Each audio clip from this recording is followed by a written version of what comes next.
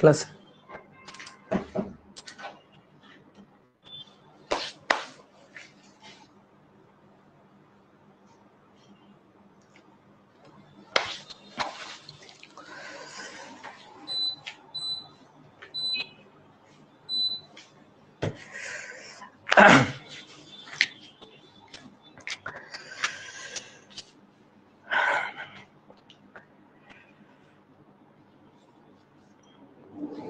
বলো সবাই কি আমার কথা শুনতে পাচ্ছ ঠিকঠাক মতো? বলো সাউন্ডটা ক্লিয়ার আছে কিনা বলো সবাই। অমিত মোহন রয় নমস্কার দাদা, নমস্কার, কেমন আছো বলো। অর্ণব জয় নমস্কার। তাবাসসুম বলছে আসসালামু আলাইকুম। ওয়ালাইকুম আসসালাম। কক্সবাজার যাইতে পারি নাই, নাচ অনেক সুন্দর হয়েছে, থ্যাংক ইউ। ওকে, তাহলে প্রোগ্রামের পরে আজকে তোমাদের সাথে প্রথম ক্লাস। তাহলে তোমরা তো প্রোগ্রামের ক্লিপগুলো দেখছো, যারা ঢাকার বাইরে থাকো তারা তো প্রোগ্রামের বিভিন্ন ক্লিপ দেখলা, আর যারা ঢাকার মধ্যে ছিলা তারা অনেকে তো ভলেন্টিয়ার হিসাবে ছিলা, সাইকেলের অনেকের সাথে কথা হয়েছে। হ্যাঁ, তোমাদেরও তো ড্যান্স দেখাবো, তোমাদেরও ড্যান্স দেখাবো, কিন্তু কিন্তু ড্যান্স দেখতে গেলে কি করতে হবে? ড্যান্স দেখতে গেলে মিরপুর ইনডোর স্টেডিয়ামে চেয়ারে বসতে হবে, চান্স প্রাপ্ত স্টুডেন্ট হয়ে চেয়ারে বসতে হবে, তাইলে তোমাদের ড্যান্স দেখাইতে পারবো, বুঝছো? ড্যান্স তো ফ্রি দেখা যাবে না, ড্যান্স তো ফ্রিতে দেখা যাবে না, চান্স পাইতে হবে সুন্দর একটা জায়গায়, ভালো একটা জায়গায়, ভালো একটা পজিশনে চান্স পাইতে হবে, তারপরে ড্যান্স একেবারে তুমি লাইভে দেখতে পারবা, বুঝছো?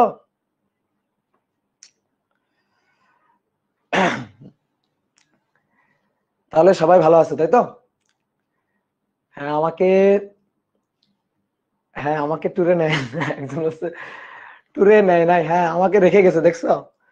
তোমাদের অন্যান্য ভাইরা আমাকে রেখে চলে গেছে ট্যুরে, এখন আমি তো একা একা, আমার তো ছবি দেখা খালি মন খারাপ হইতেছে।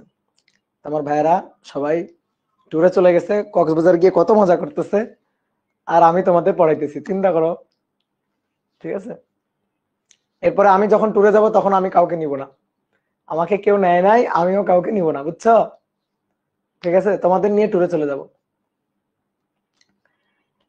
হ্যাঁ ওকে, তাহলে চলো শুরু করি। আজকে আমরা ম্যাথ প্রবলেম সলভ করব। আমরা বয়েলের সূত্র, চার্লসের সূত্র পড়ছি, চাপীয় সূত্র পড়ছি এবং তার সমন্বয় সূত্র পড়ছি, এবং দুইটা খুব ইম্পর্টেন্ট ম্যাথ প্রবলেম আমরা সলভ করছিলাম গত ক্লাসে। তো আজকের ক্লাসে আমরা অনেকগুলো ম্যাথ প্রবলেম সলভ করব। আমার স্লাইডে, পিছনে স্লাইডে দেখবা পরপর অনেকগুলো ম্যাথ লেখা আছে।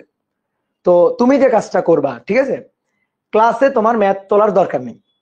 ক্লাসে ম্যাথ তুলতে গেলে যেটা হবে, তাড়াহুড়া করে ম্যাথ তুলতে যাবা, ওই ম্যাথটা নিয়ে তুমি ভাবতে পারবা না, ভাবতে গিয়ে মানে যে সময়টা দরকার একটা ম্যাথ নিয়ে, যে জিনিসটা সবচেয়ে বেশি দরকার, একটা প্রবলেম তুমি পড়ে আগে প্রবলেমটা ভাববা, নিজে করার ট্রাই করবা। তো যদি তুলতে যাও তাড়াহুড়া করে, তাহলে মানে তুলতে গিয়ে বুঝতে পারবা না, বা নিজে মাথা খাটাইতে পারবা না, সময়টা পাবা না। এই কারণে কি করবা, আমি ম্যাথ প্রবলেমগুলো সলভ করে দিব, তোমার প্রশ্নটা আপাতত তোলার দরকার নেই। তাহলে তুমি কি করবা, প্রশ্নের জন্য জায়গাটা ফাঁকা রাখবা, নম্বর দিয়ে সুন্দর করে প্রশ্নের জন্য যতটুকু জায়গা দরকার তোমার হিসাবে ছোট্ট করে জায়গাটা ফাঁকা রাখবা। তারপরে ক্লাস শেষে তুমি স্লাইড দেখে বা ক্লাস টেনে তুমি প্রশ্নগুলো তুলে নিবা পরবর্তীতে। কিন্তু এখন যেটা দরকার, আমি যখন তোমাকে আগে একটা প্রবলেম দেখাবো, তুমি সেই প্রবলেমটা নিয়ে রাফ ক্যালকুলেশন মাথার মধ্যে করবা, নিজে হিসাব নিকাশ করে কি হইতে পারে, কি করা যাইতে পারে, এইটা নিজে আগে হিসাব নিকাশ করে ভাববা। ভুল ভাবো কিন্তু তারপরে ভাববা। তুমি যদি ভুল ভাবনা চিন্তা করো, তাহলে আমি যখন সলভ করে দিব তখন তুমি বুঝতে পারবা তোমার ভুলটা কোথায় গেছিল। কিন্তু তুমি যদি কিছু না ভাবো, ঠিক আছে, মানে কিছু না ভাবার চেয়ে ভুল ভাবাটা কিন্তু ভালো। কারণ ভুল ভাবলে তোমার কোথায় ভুল হচ্ছে সেই জিনিসটা তুমি বুঝতে পারবা। যে আমি সলভ যখন করে দিলাম তখন তুমি তোমার ভুলটা ধরে তুমি মিলাই নিতে পারবা, বুঝতে পারবা যে তোমার কোন জায়গাটা আসলে ভুল ছিল। কিন্তু তুমি যদি না ভাবো, ম্যাথ দেখে জাস্ট খালি দেখে হা করে তাকায় আসো, তাহলে কিন্তু কোনো লাভ হবে না। তাহলে ঠিক আছে, আমরা চলো ম্যাথ প্রবলেম গুলো শুরু করে দিই। মোটামুটি অনেকেই চলে আসছে দেখতে পাচ্ছি, ঠিক আছে। তাহলে চলো আমরা আজকে অনেকগুলো প্রবলেম সলভ করব। গত ক্লাসে আমরা 3টা প্রবলেম সলভ করছিলাম, তাহলে আজকে থেকে হচ্ছে 4 নম্বর প্রবলেম শুরু। তো দেখো 4 নম্বর প্রবলেমটা বোর্ডে দেখো লেখা আছে, কি বলছে দেখো। খুবই সহজ প্রবলেম, এগুলো এমসিকিউ টাইপ প্রবলেম। প্রথম প্রবলেমগুলো দেখবা খুবই সহজ থাকবে। স্বাভাবিক তাপমাত্রা ও চাপে কিছু শুষ্ক বায়ুকে সমষ্ণ প্রক্রিয়ায়, ভালো করে কথাটা শুনবা, সমষ্ণ প্রক্রিয়ায়। সমষ্ণ মানে কি জানো? উষ্ণতা সেম, সমষ্ণ টেম্পারেচার কনস্ট্যান্ট থাকবে, টি থাকবে কনস্ট্যান্ট। সমষ্ণ প্রক্রিয়ায় সংকুচিত করে এর আয়তন অর্ধেক করা হলো, চূড়ান্ত চাপ নির্ণয় করো। তাহলে স্বাভাবিক তাপমাত্রা আর চাপ, দেখো স্বাভাবিক তাপমাত্রা আর চাপ। স্বাভাবিক তাপমাত্রা বললে, স্বাভাবিক তাপমাত্রা দেখো সমষ্ণ প্রক্রিয়া, টেম্পারেচার ফিক্সড, টি কনস্ট্যান্ট, তাহলে টি ফিক্সড, স্বাভাবিক টেম্পারেচারটা ফিক্সড। চাপে, স্বাভাবিক চাপ বলতে বায়ুমণ্ডলীয় চাপ বুঝায়, অর্থাৎ 1 ATM চাপ বুঝায়। আমরা যদি এসআই এককে জিনিসটা নিই, যদি আমি মনে করো যে এটিএম একক নিই তাহলে তো 1 ATM, কিন্তু যদি এটাকে এসআই এককে নেওয়া হয় তাহলে 1.05321, আমি একেবারে পুরো মানটা লিখছি, হ্যাঁ, 1.05325 ইন্টু 10⁵ প্যাসকেল, ঠিক আছে, 101/325 এত প্যাসকেল। 1.05325 ইন্টু 10⁵ প্যাসকেল বা নিউটন পার মিটার স্কয়ার। তাহলে এটা হচ্ছে চাপ। এবার কি করা হয়েছে? সমষ্ণ প্রক্রিয়ায়, মানে টি কনস্ট্যান্ট রেখে, টিটাকে কনস্ট্যান্ট রেখে আয়তন অর্ধেক করা হয়েছে। তাহলে চূড়ান্ত চাপ কত হবে? তাহলে টি যদি কনস্ট্যান্ট থাকে, যদি তুমি মূল সূত্র লিখো তাহলে এটা P1 V1 divided by N1 T1 equal to P2 V2 divided by N2 T2 আর কি। তো N তো সেম, বোঝাই যাচ্ছে, কথা শুনে বোঝা যাচ্ছে N সেম, এবং টেম্পারেচারটাও সেম, তাহলে T সেম। তাহলে বয়েলের সূত্র, অর্থাৎ P1 V1 সমান সমান P2 V2। খুবই সহজ একটা ম্যাথ। তাহলে P1 এর মান কত? 1 ATM বা 1.05325 ইন্টু 10⁵। আয়তন অর্ধেক করা হলো, অর্থাৎ আয়তন আগে যদি V1 থাকে V, তাহলে পরবর্তীতে V2 হচ্ছে V/2, অর্ধেক করা হয়েছে। তাহলে V আর V কাটাকাটি গেল, খুবই সহজ কথা। আয়তন যদি অর্ধেক করা হয় চাপ দ্বিগুণ হয়ে যাবে, তাহলে P2 হবে এর 2 গুণ, ঠিক আছে, এর 2 গুণ করে এখানে বসাই দিবা, শেষ। ঠিক আছে, জাস্ট নিয়ম রক্ষার জন্য ম্যাথ করা। এই যে অনেকে বলে দিচ্ছে 2 ATM, ইয়েস 2 ATM, 2 ATM, ঠিক আছে, হয়ে গেল, শেষ, ডান। সহজ ম্যাথ, হ্যাঁ। তাহলে সহজ দিয়ে শুরু করলাম আমরা, দেখি এরপরে কি আছে। এবার দেখো এই প্রবলেমটা খুব সুন্দর প্রবলেম, দেখি একটু ভাবনা চিন্তা করি কি বলা হচ্ছে। দেখো 760 মিলিমিটার চাপে কোনো একটা পাত্রে কিছু গ্যাস রাখা আছে, কিন্তু সেই পাত্রে আবার কিছু মার্বেলও রাখা আছে, কিছু মার্বেল পাথর অর্থাৎ কঠিন পদার্থ সেটাও রাখা আছে। এবার এটা সহই কিন্তু আয়তন হচ্ছে 100 ঘন সেন্টিমিটার। চাপ কত? 760 মিলিমিটার মার্কারি পারদ চাপ, এটা দেওয়া আছে। এবার চাপ বাড়ানো হলো, বাড়িয়ে 1000 মিলিমিটার মার্কারি করা হলো। আগে ছিল 760, এখন আরো বাড়ানো হলো, 1000 মিলিমিটার মার্কারি করা হলো। তাহলে চাপ বাড়ালে আয়তন, এটা তো খুবই কমন সেন্স, চাপ বাড়ালে আয়তন কমে যাবে। আয়তন কমে এবার 80 ঘন সেন্টিমিটার হয়েছে। মার্বেল পাথরের আয়তন কত? ওই যে সিলিন্ডারের মধ্যে গ্যাস ছিল, আরো কিছু মার্বেল পাথর ছিল না, ওই মার্বেল পাথরটার আয়তন চাওয়া হয়েছে। তো চলো দেখি একটু চিত্র এঁকে বুঝি ব্যাপারটা কি। তাহলে মনে করো একটা গ্যাস সিলিন্ডার, এই গ্যাস সিলিন্ডারে কিছু পরিমাণ গ্যাস রাখা আছে, পিস্টন সংযুক্ত করে, পিস্টন সংযুক্ত করে এই গ্যাস সিলিন্ডারে কিছু পরিমাণ গ্যাস রাখা আছে, কিন্তু এই গ্যাস সিলিন্ডারের মধ্যে কিছু মার্বেল পাথর রাখা আছে। ধরো এগুলা হচ্ছে মার্বেল পাথর, মার্বেল পাথরে রাখা আছে কিছু। এবার পিস্টনটাকে আরেকটু চাপ দিয়ে দেওয়া হয়েছে, আরো চাপ দিয়ে পিস্টনটাকে আরেকটু ভেতরের দিকে ঠেলে দেওয়া হয়েছে, চাপ বাড়ানো হয়েছে। তাহলে চাপ বাড়ালে তো স্বাভাবিক কথা, চাপ বাড়ালে তো আয়তন কমে যাবে, এটা তো খুবই কমন সেন্স। তো চাপ বাড়ানো হলে আয়তনটা কমে গেছে, গ্যাসের আয়তনটা কমে গেছে। এগুলো হচ্ছে এই যে ভেতরে মার্বেল পাথর ছিল, সেই মার্বেল পাথর। তাহলে আয়তন কমে যাওয়া মানে পিস্টনটা একটু ভেতরের দিকে ঢুকে যাও, পিস্টনটা নিচে নেমে যাও। দেখো আয়তনটা কমে গেছে। এই আয়তনটা এখন হচ্ছে 80 ঘন সেন্টিমিটার, অর্থাৎ 80 সেন্টিমিটার কিউব। আর আগে যে আয়তনটা ছিল সেটা হচ্ছে 100 ঘন সেন্টিমিটার, 100 সেন্টিমিটার কিউব। আচ্ছা, এই যে আয়তনটা দেওয়া আছে 100 সেন্টিমিটার কিউব, 80 সেন্টিমিটার কিউব, কার আয়তন? গ্যাসের? গ্যাসের আয়তন না, কিন্তু শুধু গ্যাসের না, ভালো করে পড়ো লাইনটা।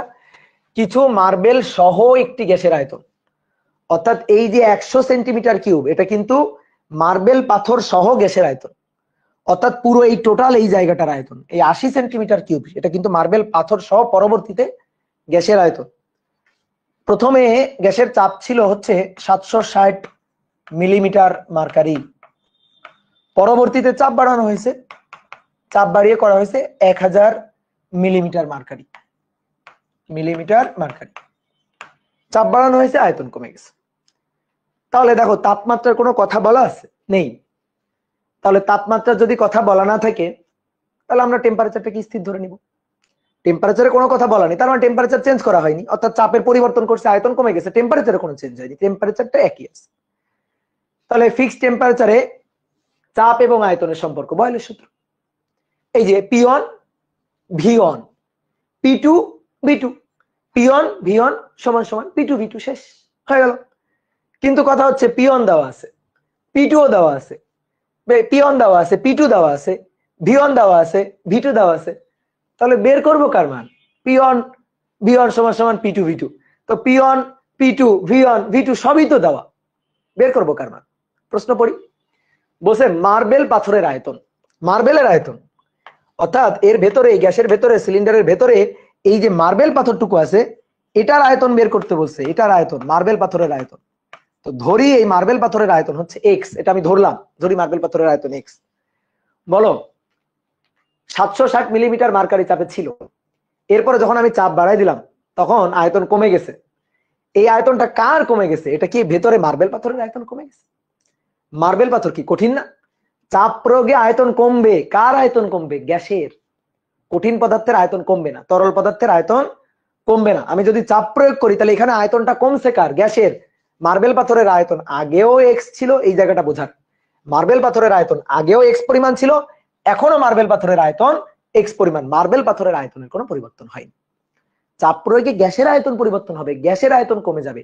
চাপ যদি বাড়ানো হয় গ্যাসের আয়তন হ্রাস পাবে, কঠিন পদার্থের আয়তনটা হ্রাস পাবে না। এখানে অনেকে আবার বলতে পারো, ভাই পদার্থের গাঠনিক ধর্ম অধ্যায় যে করাইছিলেন, যখন চাপ প্রয়োগ করা হয় ধাতব গোলক পানির নিচে আয়তন 0.12% হ্রাস পায়, 0.015% হ্রাস পায়, এরকম ম্যাথ আমরা করছিলাম না? তো ওই ক্ষেত্রে যে আয়তনের হ্রাস হয়েছিল, দেখো ওই ব্যাপার আর এই ব্যাপার দুইটা একসাথে মিশানো যাবে না। তো স্থিতিস্থাপক সীমার মধ্যে অনেক বেশি চাপ প্রয়োগে, অনেক অনেক অনেক বেশি চাপ প্রয়োগে সামান্য একটু আয়তনের পরিবর্তন কঠিন পদার্থের ক্ষেত্রে হইতে পারে, তরল পদার্থের ক্ষেত্রে হইতে পারে।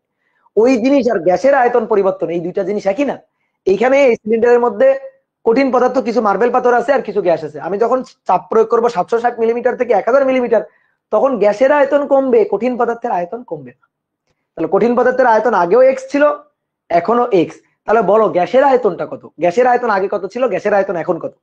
গ্যাসের আয়তন আগে ছিল হচ্ছে 100 মাইনাস x। গ্যাসের আয়তন পরবর্তীতে চাপ বাড়ানোর পরে 80 মাইনাস x।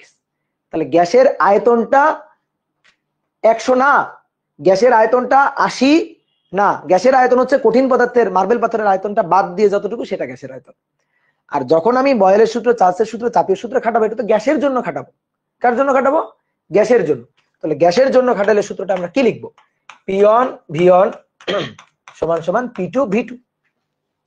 এইবার আসো মান বসে। P1 এর মান 760 মিলিমিটার মার্কারি। অনেকে ভাবতে পারবে, ভাই চাপের একক তো প্যাসকেল হয়, চাপের একক তো এটিএম হয়, নিউটন পার মিটার স্কয়ার হয়, চাপের একক এত মিলিমিটার মার্কারি কিভাবে হয়? এত মিলিমিটার মার্কারি, এটার অর্থটা কি?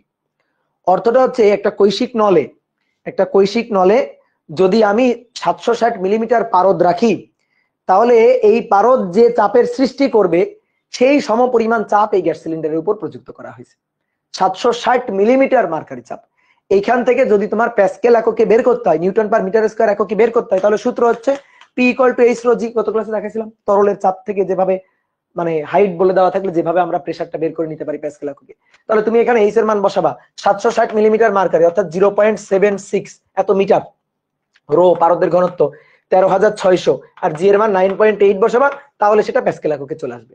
আর তুমি যদি প্যাসকেল এককে না বলতে চাও তাহলে 0.76 মিটার মার্কারি, তারপরে 760 মিলিমিটার মার্কারি চাপ, তারপরে 76 সেন্টিমিটার পারদ চাপ, এগুলো সব একই জিনিস। কি কথা বুঝছো? তাহলে এভাবেও কিন্তু আমরা চাপটাকে বলতে পারি।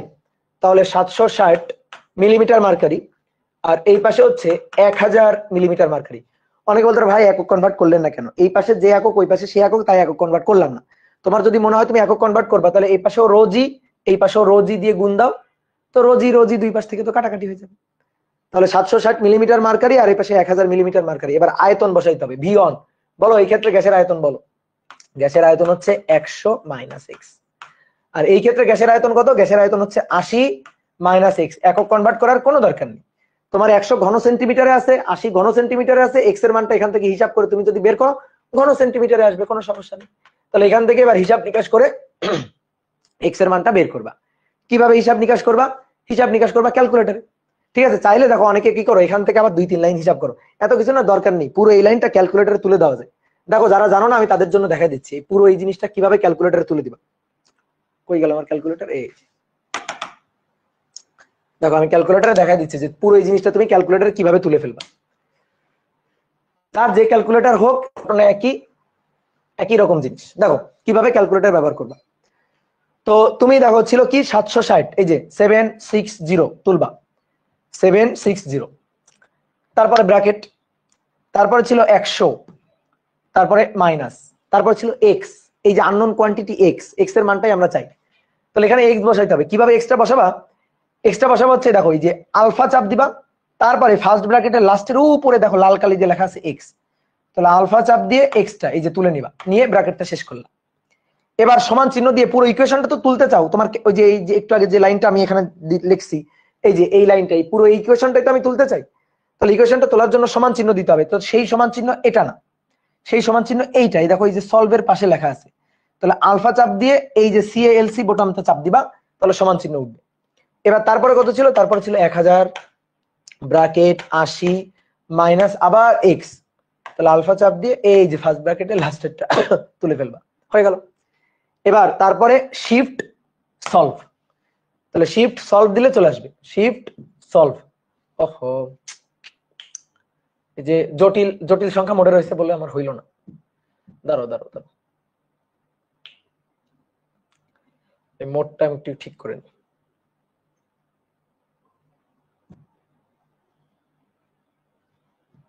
হ্যাঁ, এবার দেখো 760 তারপরে 100 মাইনাস এক্স সমান চিহ্ন দিয়ে 1000 তারপরে 80 মাইনাস এক্স, এই যে তুললাম। এবার শিফট সলভ। ওহো, আচ্ছা শিফট সলভ, তাই তো, শিফট সলভ। তাহলে দেখো এক্স এর মান কত আসতেছে? 0। এটা হচ্ছে আগে কোনো ম্যাথ করছিলাম সেই ডাটা আছে তোমার, কিন্তু এই যে প্রথমবার দিলে কিন্তু এরকম ভুল দেখাবে, এটা দেখে আবার উত্তর বসাই দিবা না। এই যে শিফট সলভ চাপবা, শিফট সলভ দেন সমান চিহ্ন, তাহলে দেখো চলে আসছে যে 16.66, 16.66। তাহলে এখানে উত্তর বসাই দিবা যে 16.66, কি এককটা কি? ঘন সেন্টিমিটার, ঠিক আছে, সেন্টিমিটার কিউব। যদি তোমার মিটার এককে বের করতে খুবই ইচ্ছা হয়, ওকে, তাহলে 16.66 গুণ 10⁻⁶ মিটার কিউব। এইটা হচ্ছে মার্বেল পাথরের আয়তন। শেষ, বুঝছো? মার্বেল পাথরের আয়তন বের করতে বলছে, ওকে করে ফেললাম মার্বেল পাথরের আয়তন। দেখো সবার এটা আসছে কিনা, কি ক্লিয়ার? এবার আসো নেক্সট। দেখো 300 ডিগ্রি সেলসিয়াস তাপমাত্রায় 40 সেন্টিমিটার কিউব আয়তনের কোন পাত্রে 4 মোল গ্যাস রাখলে চাপ হয় হচ্ছে 9 × 10⁴ প্যাসকেল। এবার আমাকে এই তথ্যের আলোকে বের করতে বলছে, আচ্ছা তাহলে যদি আমি 600 ডিগ্রি সেলসিয়াস তাপমাত্রায় 100 সেন্টিমিটার কিউব আয়তনের পাত্রে 200 মোল গ্যাস রাখি তাহলে কি পরিমাণ চাপ দিবে? খুবই সহজ, বুঝতে পারতেছো কোন সূত্র খাটানো লাগবে। গ্যাসের যে সমন্বয় সূত্র আমি তোমাকে শিখাইছি যে P1 এত, P2 এত, V1 এত, V2 এত, T1 এত, T2 এত, তাহলে মোল সংখ্যা N1 এত হলে মোল সংখ্যা N2 কত, এই ম্যাথ। ঠিক আছে, তো এখানে মোল সংখ্যাটা বলে দেওয়া আছে, প্রেসারটা বের করতে বলছে। তাহলে আমরা খুবই সহজে পারবো, জাস্ট সূত্র লিখে ফেলি, কোনো চিত্র টিত্র আর কিচ্ছু আঁকতে হবে না। তাহলে ডাইরেক্ট সূত্র লিখে ফেলবা, P1 V1 N1 T1 সমান সমান P2 V2 N2 T2। তাহলে প্রথম লাইনে যা আছে সবগুলোকে আমরা P1 V1 N1 T1 বলি, আর পরের লাইনে সবগুলো হচ্ছে 2 P2 V2 N2 T2। তাহলে আসো P1 প্রেসার, কত প্রেসার 9 × 10⁴। কত আয়তন 40 সেন্টিমিটার কিউব, 40 সেন্টিমিটার কিউবই রাখবো কারণ ওই পাশেও একই এককে আয়তন আছে। মোল সংখ্যা 4 মোল, টেম্পারেচার 300 ডিগ্রি সেলসিয়াস। তাহলে যে 300 ডিগ্রি সেলসিয়াস এইটা আবার ভাইবো না যে ভাই আপনি আয়তন এই পাশে যা ওই পাশে তাই রাখলেন, চাপ এই পাশে যে এককে ওই পাশে সেই এককে রাখলেন, তাপমাত্রা কেন রাখলেন না? তাপমাত্রা রাখা যাবে না, তাপমাত্রাকে অবশ্যই কেলভিনে রাখতে হবে, কারণ তাপমাত্রা যখন তুমি কনভার্ট করবা ডিগ্রি সেলসিয়াস টু কেলভিন, তখন কি তুমি গুণ করে কনভার্ট করো? 273 কি তুমি গুণ দাও, কি দাও, যোগ দাও, বুঝছো? তাহলে যোগ দিলে বলো তো এই কাজ করা যাবে কখনো? এই যে এখানে আমি দেখাই 300 + 273, এই যে 300 + 273, এ পাশে P2 এর মান, এটা আমি বের করতে চাই, V2 এর মান হচ্ছে 100, N2 এর মান মোল সংখ্যা কত মোল 200 মোল, তারপরে তাপমাত্রা কত, তাপমাত্রা হচ্ছে 600 ডিগ্রি সেলসিয়াস। তাহলে 600 + 273। কারো যদি মনে হয় ভাই ডিগ্রি সেলসিয়াস রেখে দিব, ওকে কোনো সমস্যা নেই, ডিগ্রি সেলসিয়াস রেখে দিবা, কিন্তু ম্যাথ হবে না, বুঝলা? সমস্যা এটা, সমস্যা নেই মানে সমস্যা এটা কি, ম্যাথ হবে না। কারণ দেখো 300 + 273 600 + 273, তুমি কিন্তু কনভার্ট করতেছো গুণ 273 দিয়ে না, এখানে গুণ 273 দিচ্ছ না।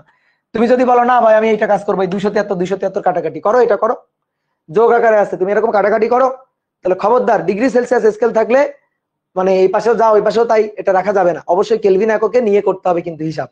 তাহলে এই জিনিসটা মাথায় রাখবা। তাহলে এখান থেকে দেখো সবই জানি, শুধু এখান থেকে জানি না P2 এর মান। তাহলে P2 এর মানটা এটা আমরা বের করবো এখান থেকে। তাহলে P2 এর মানটা যদি বের করা হয় 9 এক্সপোনেনশিয়াল ফাংশন 4 × 40 × 200 × 600 + 273, এটাকে ভাগ দিব আবার কত দিয়ে ভাগ দিব, 100 দিয়ে, তারপরে 4 দিয়ে, তারপরে 300 + 273 এটা দিয়ে ভাগ দিব। তাহলে ভাগ দিলে প্রেসার আসছে 2.74 × 10⁶ প্যাসকেল। দেখো এই ম্যাথটা করানোর একটা কারণ হচ্ছে, অনেকে বলতে পারো ভাই এই ম্যাথটা এইভাবে না করে এভাবে তো করতে পারে। আচ্ছা কিভাবে? যে ভাই উপরের লাইন আমি পড়বোই না, আচ্ছা পড়ো না, নিচের লাইন দিয়ে হিসাব করব। কিভাবে? 600 ডিগ্রি সেলসিয়াস তাপমাত্রায় 100 সেন্টিমিটার কিউব আয়তনের পাত্রে 200 মোল গ্যাস রাখলে কি পরিমাণ চাপ দিবে? তো এইভাবে করব, কি PV = nRT। ওকে কোনো ব্যাপার না, তুমি এভাবে করবা, কোনো সমস্যা নেই। তাহলে P এর মানটা বের করতে হবে, V এর মান হচ্ছে 100 সেন্টিমিটার কিউব। তাহলে 100 সেন্টিমিটার কিউব মিটার কিউবে কনভার্ট করতে গেলে 10⁻⁶। মোল সংখ্যা 200, আর এর SI এককে মান 8.316 or 314, যেটা লিখতে চাও তুমি। টেম্পারেচার 600 + 273 বসাবা, বসা এখান থেকে তুমি প্রেসারের মানটা বের করবা। ঠিক আছে, এটাও তো করা যায়, কেন করা যাবে, তাই না? এটাও তো করা যায়। তো দেখি আগে আমরা করি, তো তারপর আমরা ডিসিশন বলবো। 200 × 8.316 গুণ 600 + 273 ভাগ 100 এক্সপোনেনশিয়াল ফাংশন -6। ঠিক আছে, তাহলে এখান থেকে প্রেসার আসছে, P আসছে 1.45 × 10⁻10 প্যাসকেল।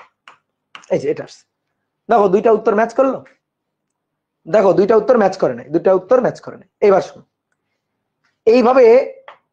এইভাবে করা যাবে না, এই ক্ষেত্রে এইভাবে করা যাবে না। তোমার কোনো ভুল নাই, ঠিক সূত্র খাটাইছো, সবকিছু ঠিক করছো, কিন্তু এই ম্যাথের জন্য এটা করা যাবে না। এটা করা যায় তো কখন জানো?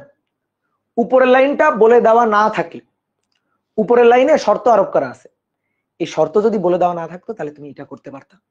অর্থাৎ আমি যদি বলতাম কিছুই কোনো তথ্য কিছু তোমাকে দিয়ে দেয়নি, না দিয়ে আমি তোমাকে বলতেছি 600 ডিগ্রি সেলসিয়াস তাপমাত্রায় 100 সেন্টিমিটার কিউব আয়তনের পাত্রে 200 মোল গ্যাস রাখলে কি পরিমাণ প্রেসার হবে, তাহলে তুমি ঠিক আছে এটা করতে পারতা, আর কোনো তথ্য তোমার কাছে নেই, তুমি এটা করতে পারতা। কিন্তু আমি তোমাকে শর্ত আরোপ করে দিছি। কিভাবে? যে 300 ডিগ্রি সেলসিয়াস তাপমাত্রায় 40 সেন্টিমিটার কিউব আয়তনের কোনো পাত্রে যদি 4 মোল গ্যাস রাখা হয় তাহলে 9 × 10⁴ প্যাসকেল চাপ দেয়। তাহলে 600 ডিগ্রি সেলসিয়াস তাপমাত্রায় ওই তথ্যের আলোকেই করতে হবে। তাহলে 600 ডিগ্রি সেলসিয়াস তাপমাত্রায় 100 সেন্টিমিটার কিউব আয়তনের পাত্রে 200 মোল গ্যাস রাখলে কি পরিমাণ চাপ দিবে, অর্থাৎ ওই তথ্যের আলোকে তোমার হিসাব নিকাশ করতে হবে। কথা কি বুঝছো? এভাবে হিসাব নিকাশ করলে তখন হবে না। এখন ম্যাথের কিন্তু তোমার ভুল নেই, এটা কিন্তু ঠিকই আছে, তুমি কিন্তু ঠিকঠাক হিসাব করছো। এই যে আর এর মান 8.316 না, 8.316 না, এটা তো মোলার গ্যাস কনস্ট্যান্ট, এটা বসায় তুমি হিসাব নিকাশ করছো। তো এই ম্যাথগুলো এটা তো ধরো বই থেকে তোলা, এই ম্যাথের কনফিউশন থাকে বলে ম্যাথটা তোলা। তো এই ম্যাথগুলো এমন ভাবে টিচারদের দেওয়া উচিত, এমন ভাবে টিচাররা তোমাদের দিবে বা দেওয়া উচিত যেন এইখান থেকে হিসাব নিকাশ করে যে মানটা P2 এর যে মানটা আসবে এই সূত্র দিয়ে যেন সেই মানটাই আসে, এটা হওয়া উচিত। কিন্তু এই যে অনেক সময় কি করে টিচাররা ইচ্ছা মতো ডাটা ব্যবহার করে ম্যাথ তোলে, তো এই কারণে মিলে না, এই কারণে এই দুইটা মেথড মেলে নেয়। ঠিক আছে? তো তোমার এই ক্ষেত্রে এটা করা যাবে না। এটা করা যাইতো কখন? কখন যদি উপরের লাইনে শর্ত আরোপ করা না থাকতো তাহলে যাইতো, কিন্তু উপরের লাইনে তো শর্ত আরোপ করা আছে। তাহলে ওই তথ্যের আলোকে তোমার নতুন করে বের করতে হবে আসলে ঘটনা কি ঘটছে।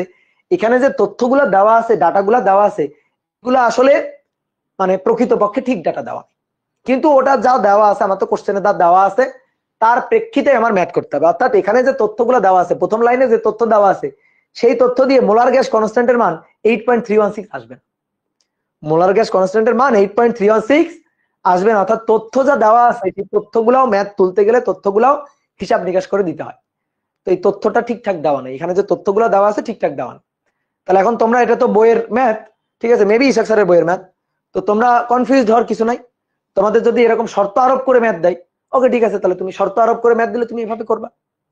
আর যদি শর্ত আরোপ না করে দেয়, ঠিক আছে, ধরো মোলার গ্যাস কনস্ট্যান্টের মান দেওয়া আছে এবং বলা আছে 600 ডিগ্রি সেলসিয়াস তাপমাত্রায় 100 সেন্টিমিটার কিউব আয়তনের পাত্রে 200 মোল গ্যাস রাখলে কি পরিমাণ চাপ দিবে, ওকে, ডাইরেক্ট সূত্র PV = nRT খাটাইতে পারবা, কোনো সমস্যা নেই। তাহলে এই জিনিসটা মাথায় রাখো, বুঝছো? বলো, ঠিক আছে? ম্যাথ তো সহজ ম্যাথ, তো করানোর উদ্দেশ্য হচ্ছে যেন কনফিউশন না হয়। আসলে এখানে যে তথ্য দেওয়া আছে তাতে মোলার গ্যাস কনস্ট্যান্টের মান ঠিক আছে, এটাই হচ্ছে তাই।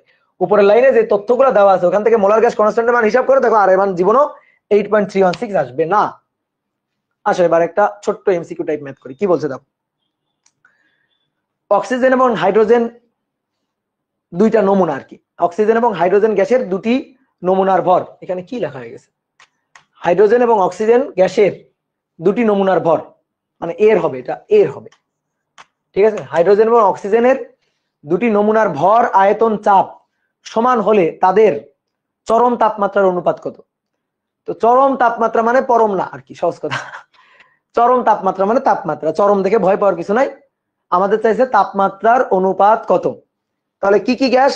অক্সিজেন গ্যাস এবং হাইড্রোজেন গ্যাস। তাহলে দুইটা নমুনা আছে, ধরো এটা একটা পাত্র অক্সিজেন গ্যাস, এটা একটা পাত্র ধরো হাইড্রোজেন গ্যাস, O2 H2। তো কি বলা আছে, অক্সিজেন হাইড্রোজেন দুটি নমুনার ভর, আয়তন, চাপ সমান সমান, তাদের তাপমাত্রার অনুপাত কত? তাহলে আমরা সূত্রটা লিখে ফেলি, P1 V1 ডিভাইডেড বাই মূল সূত্র N1 T1, P2 V2 divided by N2 T2। প্রশ্ন পড়ে মূল সূত্রটা লিখে ফেলবা, কিছু না বুঝলে এটা লিখে ফেলবা, দেখবা ম্যাথ হয়ে গেছে। এবার আসো ভরের কথা যেহেতু বলা আছে, আমার তো এই সূত্রে মোল সংখ্যা আছে, ভর তো নাই।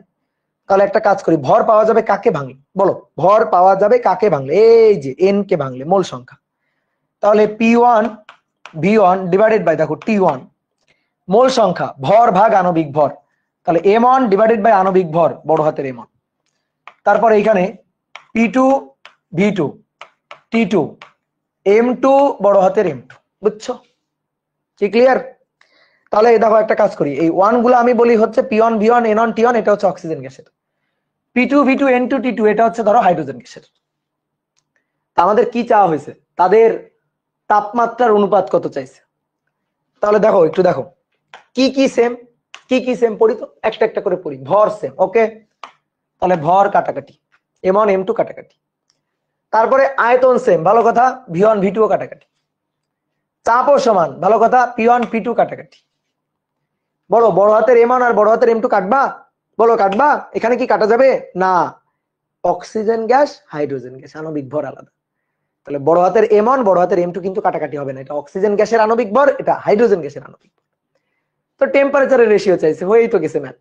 তাহলে টেম্পারেচারের রেশিও আমি বলি যদি T1/T2, তো দেখো তো T2 এর সাথে কি গুণ, T2 এর সাথে M1 গুণ, বড় হাতের M1 গুণ T2 এর সাথে, আর T1 এর সাথে কি গুণ, বড় হাতের M2 গুণ। তো হয়েই তো গেছে। তো T1 কার ছিল, অক্সিজেনের, তো অক্সিজেনের আণবিক ভর কত, 32 গ্রাম, আর হাইড্রোজেনের এই যে 2 ছিল হচ্ছে, 2 গুলা ছিল হচ্ছে হাইড্রোজেনের, তো হাইড্রোজেনের আণবিক ভর কত, 2। তাহলে 16/1, 16/1, তো অনুপাত কত, 16:1। তাদের তাপমাত্রার অনুপাত চাইছে 16:1, বুঝছো? সহজ কি, ক্লিয়ার? দেখি ওই ব্যাপারগুলো কি করছে দেখি।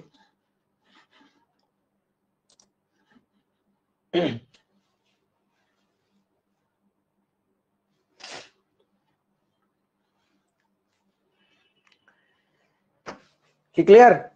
এখানে মোল সংখ্যা মানে এই যে কি করছি, মোল সংখ্যা মানে ভর ভাগ আণবিক ভর, বুঝছো? এগুলো সব ভেঙে দেখানো আছে, প্রিভিয়াস ক্লাস দেখবা সবকিছু ভেঙে দেখানো আছে, ঠিক আছে? ওকে, ডান। এবার আসো কি বলছে দেখো, একটি পাহাড়ের উপরে তাপমাত্রা আর চাপ যথাক্রমে এত এত, পাদদেশে তাপমাত্রা ও চাপ যথাক্রমে এত এত, পাহাড়ের উপরে ও নিচে বায়ুর ঘনত্বের অনুপাত কত? এই ও গুলা সব র হবে আর কি, হ্যাঁ বুঝছো? ঘনত্বের অনুপাত কত তুলনা করতে বলছে।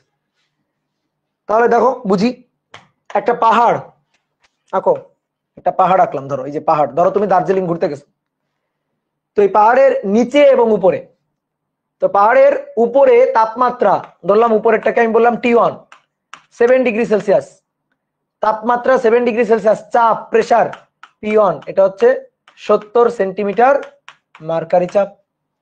পাদদেশে তাপমাত্রা ও চাপ যথাক্রমে, পাদদেশে তাপমাত্রা T2 27°C, আর চাপ যথাক্রমে 76 সেন্টিমিটার মার্কারি চাপ, তাহলে P2 এটা হচ্ছে 76 সেন্টিমিটার মার্কারি চাপ, ঠিক আছে? এটা দেওয়া আছে।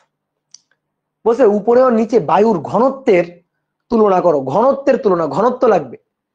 তাহলে ঘনত্ব কিভাবে পাওয়া যাবে দেখো তো, ঘনত্ব কিভাবে পাওয়া যাবে, কি বলছিলাম, T1 V1 N1 T1 সমান সমান P2 V2 N2 T2, মনে পড়ে? N2 T2 সূত্র। তো দেখো যেহেতু একটু আগে ভেঙে চুরে লিখছি, তো একবারে আমি এখানে লিখে দিব, এই যে এটা M2, এটা বড় হাতের M2, এটা M1 বড় হাতের M1, বুঝলা?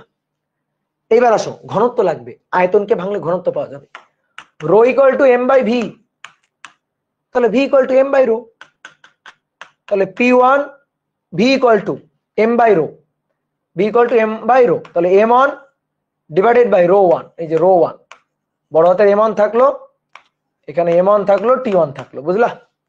এই যে V ইকুয়াল টু M1/ρ1, এই যে V ইকুয়াল টু M1/ρ1, তাহলে এখানে কি হবে, এখানে হবে এই যে P2 M2 M2 T2, এবার V2 equal to V equal to M/ρ, তাহলে ছোট হাতের M2 নিচে হচ্ছে ρ2। তাহলে এইবার আসো দেখি কি কি কাটাকাটি করা যায়। কাটাকাটি করা যায় M1 M1 M2 M2, এগুলা কাটাকাটি করা যায়, ঠিক আছে? এগুলা কাটাকাটি করা যায়। আর কি কাটাকাটি করা যায়, বড় হাতের M1 আর বড় হাতের M2 কাটাকাটি করা যায়। কেন? নিচে বায়ুর উপরেও বায়ুর, তাহলে বায়ুর আণবিক ভর সেম, ঠিক আছে? বায়ু গ্যাস মিক্সার হোক, গ্যাস মিক্সার হোক, নিচেও যে gas mixer, hydrogen oxygen nitrogen একসাথে মিক্সার, উপরেও হাইড্রোজেন অক্সিজেন নাইট্রোজেন একসাথে মিক্সার, তাহলে নিচেও বায়ু উপরেও বায়ু, তাহলে আণবিক ভরটাও সেম। আর M1 ছোট হাতের M1 ছোট হাতের M2, ছোট হাতের M1 ছোট হাতের M1 উপরে নিচে কাটাকাটি, নিচে এইখানেও ছোট হাতের M2 উপরে ছোট হাতের M2 উপরে নিচে কাটাকাটি, বাদ। তাহলে সূত্র কি থাকলো, এই যে অনেকে ডাইরেক্ট এই সূত্রটা ব্যবহার করে, তো ডাইরেক্ট সূত্রটা আসে কোত্থেকে বুঝতে তো হবে নাকি? এবার তোমার যদি মনে হয় যে ভাই আমি খুবই পারদর্শী, আমি ডাইরেক্ট এই সূত্রটা লিখে ফেলতে পারি, ওকে তাহলে লিখবা, ঠিক আছে? কিন্তু আমি তোমাকে একটু ভেঙে দেখাই দিলাম সূত্রটা কিভাবে আসলো। এই যে ঘনত্ব চাইছে, তাহলে ঘনত্বের জন্য সূত্র একবার লিখতে পারো, কোনো সমস্যা নেই, ঠিক আছে? তুমি ধরো যে 2-1 ম্যাথ করতে করতে যখন হাত চলে আসবে, তখন আর এত কিছু হিসাব করা লাগবে না, দেখবা মনে মনে হিসাব হয়ে গেছে, ডাইরেক্ট এই লাইনটা লিখে ফেলছে। এইবার আসো, তাহলে ঘনত্বের তুলনা করতে বলছে, ম্যাথ তো হয়ে গেছে। তাহলে প্রেসার P1 70 সেন্টিমিটার ছিল, ঠিক আছে? এটা ছিল 70 সেন্টিমিটার, এটা ρ1, এই যে এখানে ঘনত্ব, বায়ুর ঘনত্ব ρ1, আর এখানে বায়ুর ঘনত্ব হচ্ছে ρ2। তাহলে T1 এর মানটা হচ্ছে 7 + 273, P2 প্রেসার 76 সেন্টিমিটার, রো 2, আর T2 কত 27 ডিগ্রি সেলসিয়াস, তাহলে 27 প্লাস 273। ঠিক আছে, তাহলে এখান থেকে এবার রো 1 এবং রো 2 এর অনুপাতটা বের করবা, কি পারবা না? রো 1 এবং রো 2 এর অনুপাতটা বের করবা, কি পারবা না বলো? ঠিক আছে, এই তো হয়ে গেল। এটা কিন্তু খুব সুন্দর ম্যাথ, ঠিক আছে, এটা কিন্তু খুবই সুন্দর ম্যাথ, এটা কিন্তু আসার মতো একটা ম্যাথ, ইঞ্জিনিয়ারিং এ আসার মতো ম্যাথ।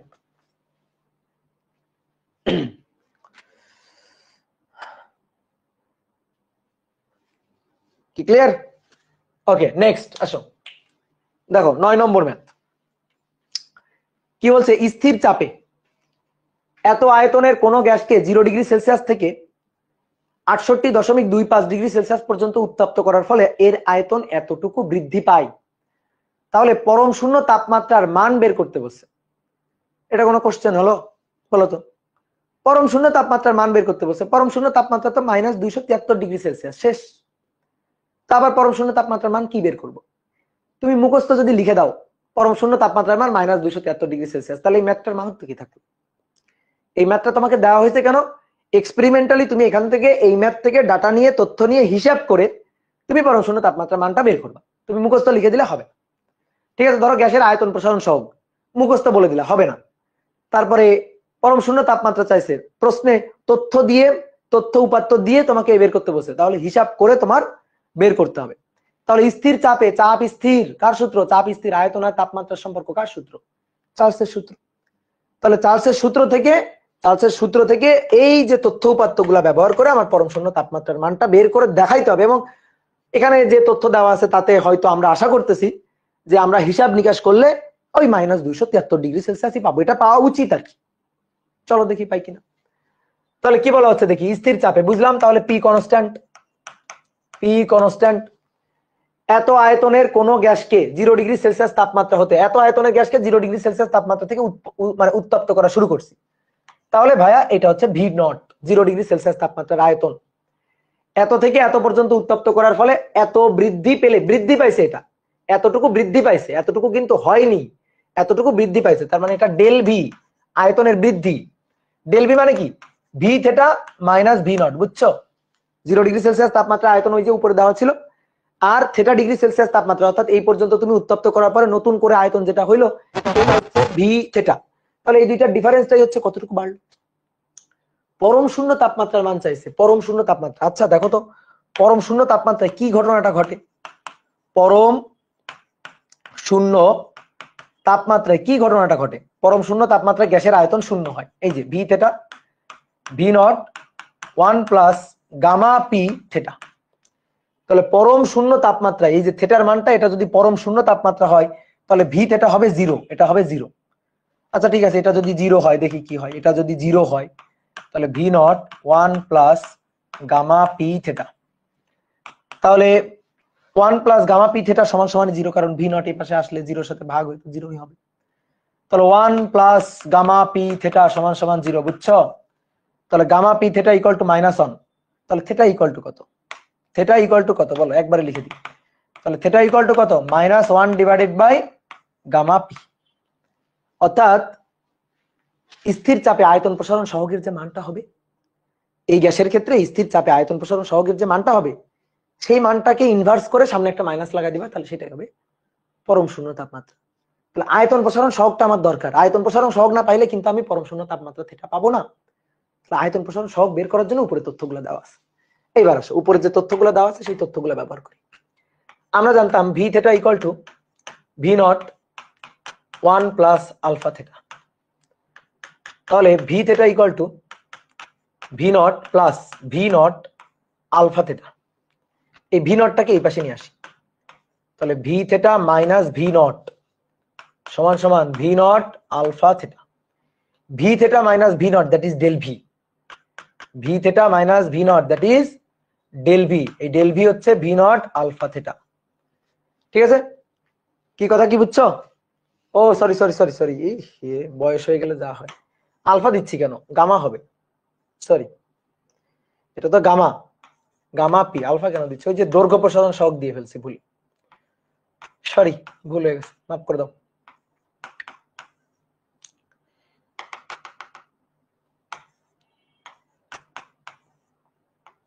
গামা পি থিটা, তাহলে গামা পি ইকুয়াল টু কত? অতএব গামা পি স্থির চাপে আয়তন প্রসারণ সহগ del V divided by V nought theta. তাহলে আসো মান বসাই। ডেল ভি এর মান এই যে আয়তন কতটুকু বৃদ্ধি পাইলো 1 × 10⁻³ ডিভাইডেড বাই ভি নট এর মান 4 × 10⁻³ আর থিটার মান 0 ডিগ্রি সেলসিয়াস থেকে এত, তাহলে এইটা হচ্ছে আমার থিটা। তাহলে 68.25 68.25 ডিগ্রি সেলসিয়াস আর কি। তাহলে এইটা হচ্ছে গামা পি এর মান। তাহলে দেখি গামা পি এর মানটা কত আসে। 1 exponential function -3 divided by 4 exponential function -3 গুণ 68.25, তাহলে আসছে এই দেখো 1/273, একবারে কাটাই কাটাই এত পার ডিগ্রি সেলসিয়াস। এটা হচ্ছে গামা পি। তাহলে এই যে থিটা ইকুয়াল টু পরম শূন্য তাপমাত্রা, তাহলে অতএব পরম শূন্য তাপমাত্রা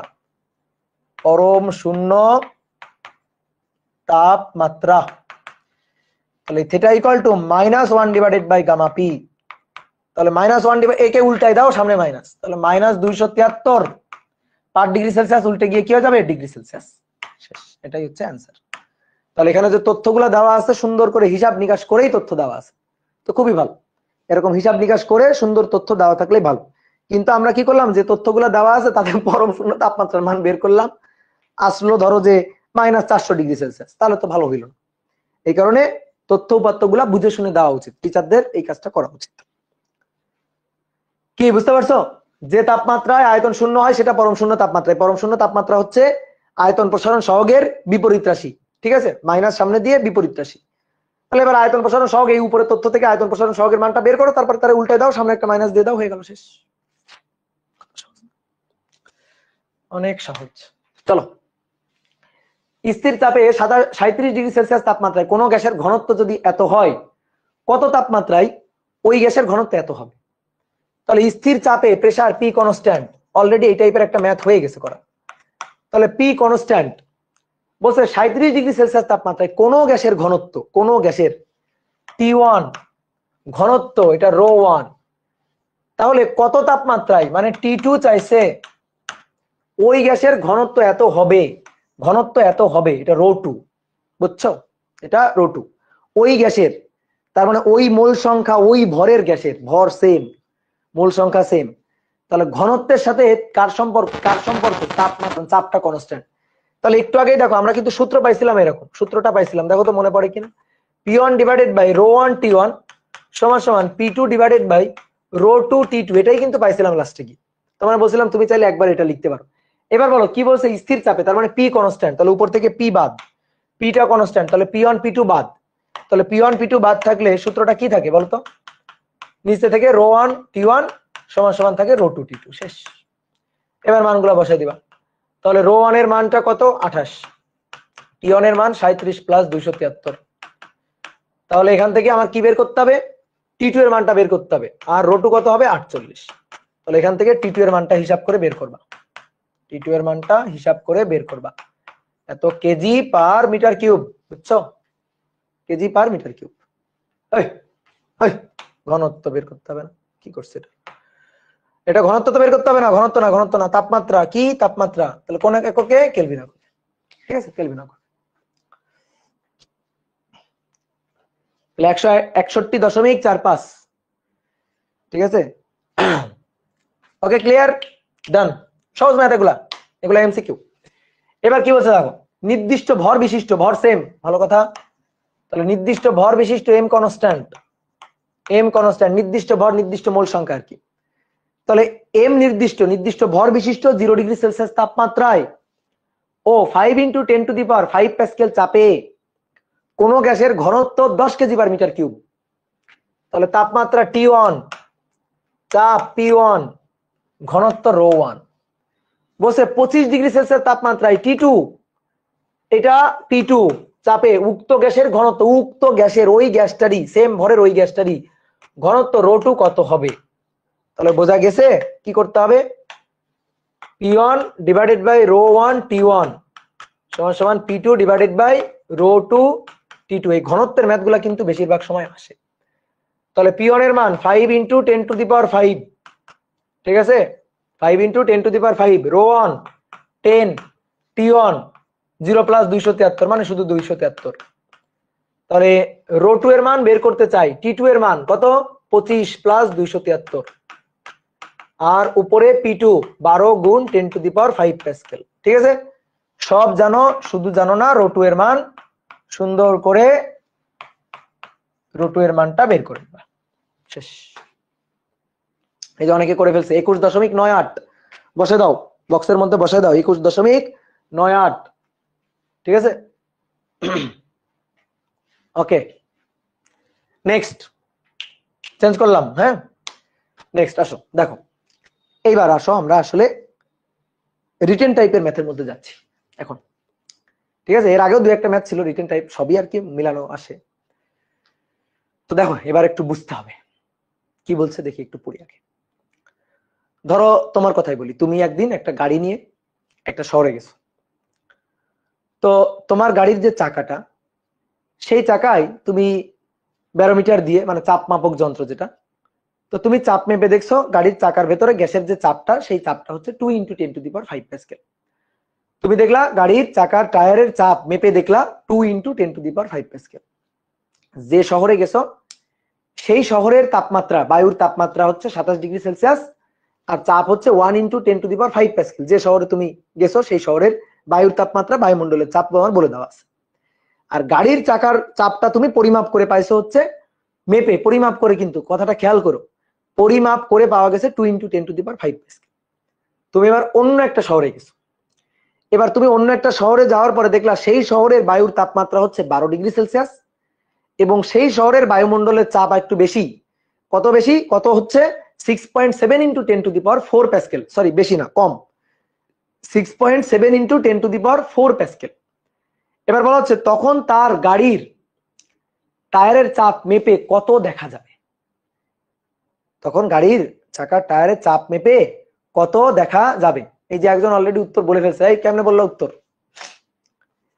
তাহলে তখন তার গাড়ির টায়ারের চাপ কত মেপে দেখা যাবে, সেটা আমাদের বের করতে হবে। তাহলে আসো শুরু করি। যে জিনিসটা সুন্দর করে বুঝতে হবে সেটা হচ্ছে গাড়ির চাপ মেপে যেটা দেখলো সেটা গাড়ির টায়ারের ভিতরের অরিজিনাল চাপ না। মেপে যেটা দেখা যাবে সেটা হচ্ছে নিট চাপ, net pressure, net pressure, net pressure. আমি বুঝাই দিচ্ছি ব্যাপারটা কি। এইটা হচ্ছে চাকাটা, এই যে এটা হচ্ছে গাড়ির চাকা। তাহলে চাকার ভেতর তো হাওয়া আছে, তো এই হাওয়া চাপ দিচ্ছে বাইরের দিকে।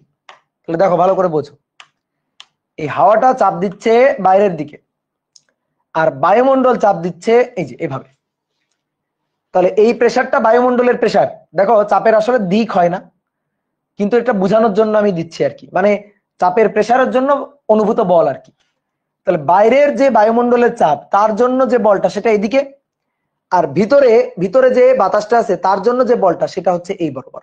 এই যে দেখো দুইটা ডিরেকশন আমি দিলাম। বলো তো কোন জায়গায় চাপটা বেশি, টায়ারের ভেতরে চাপটা বেশি না বাইরে চাপটা বেশি? এটা খুবই কমন সেন্স। কোথায় চাপটা বেশি? চাপটা ভেতরে বেশি। ভেতরে বেশি বলেই টায়ার যখন ফেটে যায় তখন ভেতর থেকে হাওয়াটা বাইরে চলে আসে। কিন্তু যদি এমন হইতো বায়ুমণ্ডলের চাপটা বেশি, টায়ারের ভেতরে চাপটা কম, তাহলে তো কি হইতো, বাইরে থেকে হাওয়া গিয়ে টায়ারের মধ্যে ঢুকতো। তাই কি হয়? হয় না তো। তাহলে কি হচ্ছে, তাহলে ভেতরে চাপটা বেশি আর বাইরে চাপটা কম। মেপে যেটা দেখা যাবে সেটা হচ্ছে নিট চাপ।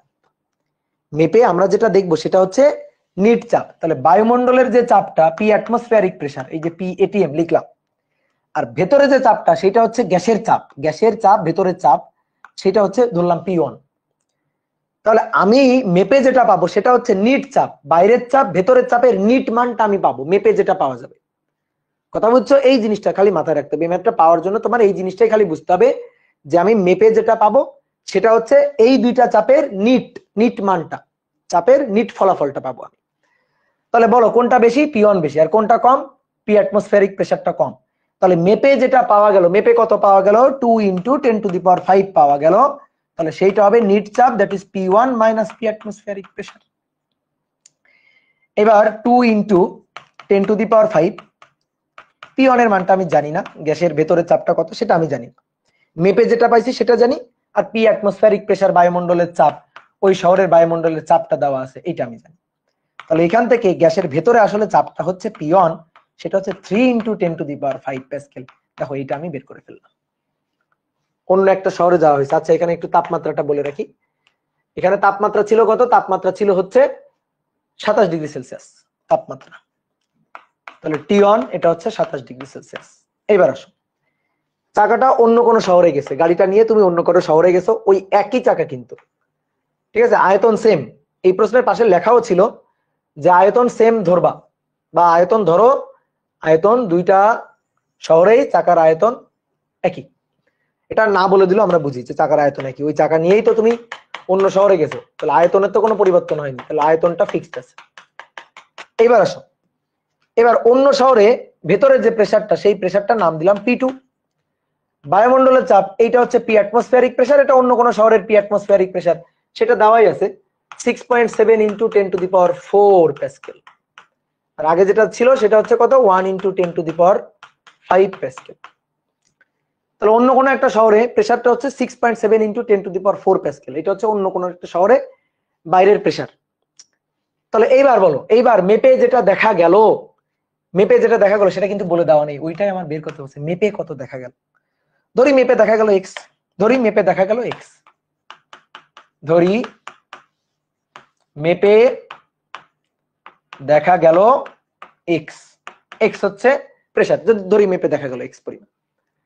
তাহলে মেপে দেখা গেল সেইটা x টা হবে P2 - P1, ওই যে আগের মতো P অ্যাটমসফিয়ারিক প্রেসার, ঠিক আছে। কারণ মেপে আমি যখন মেপে দেখব, তখন মেপে যেটা দেখবো সেটা হবে নিট, বাইরে আর ভেতরের নিট।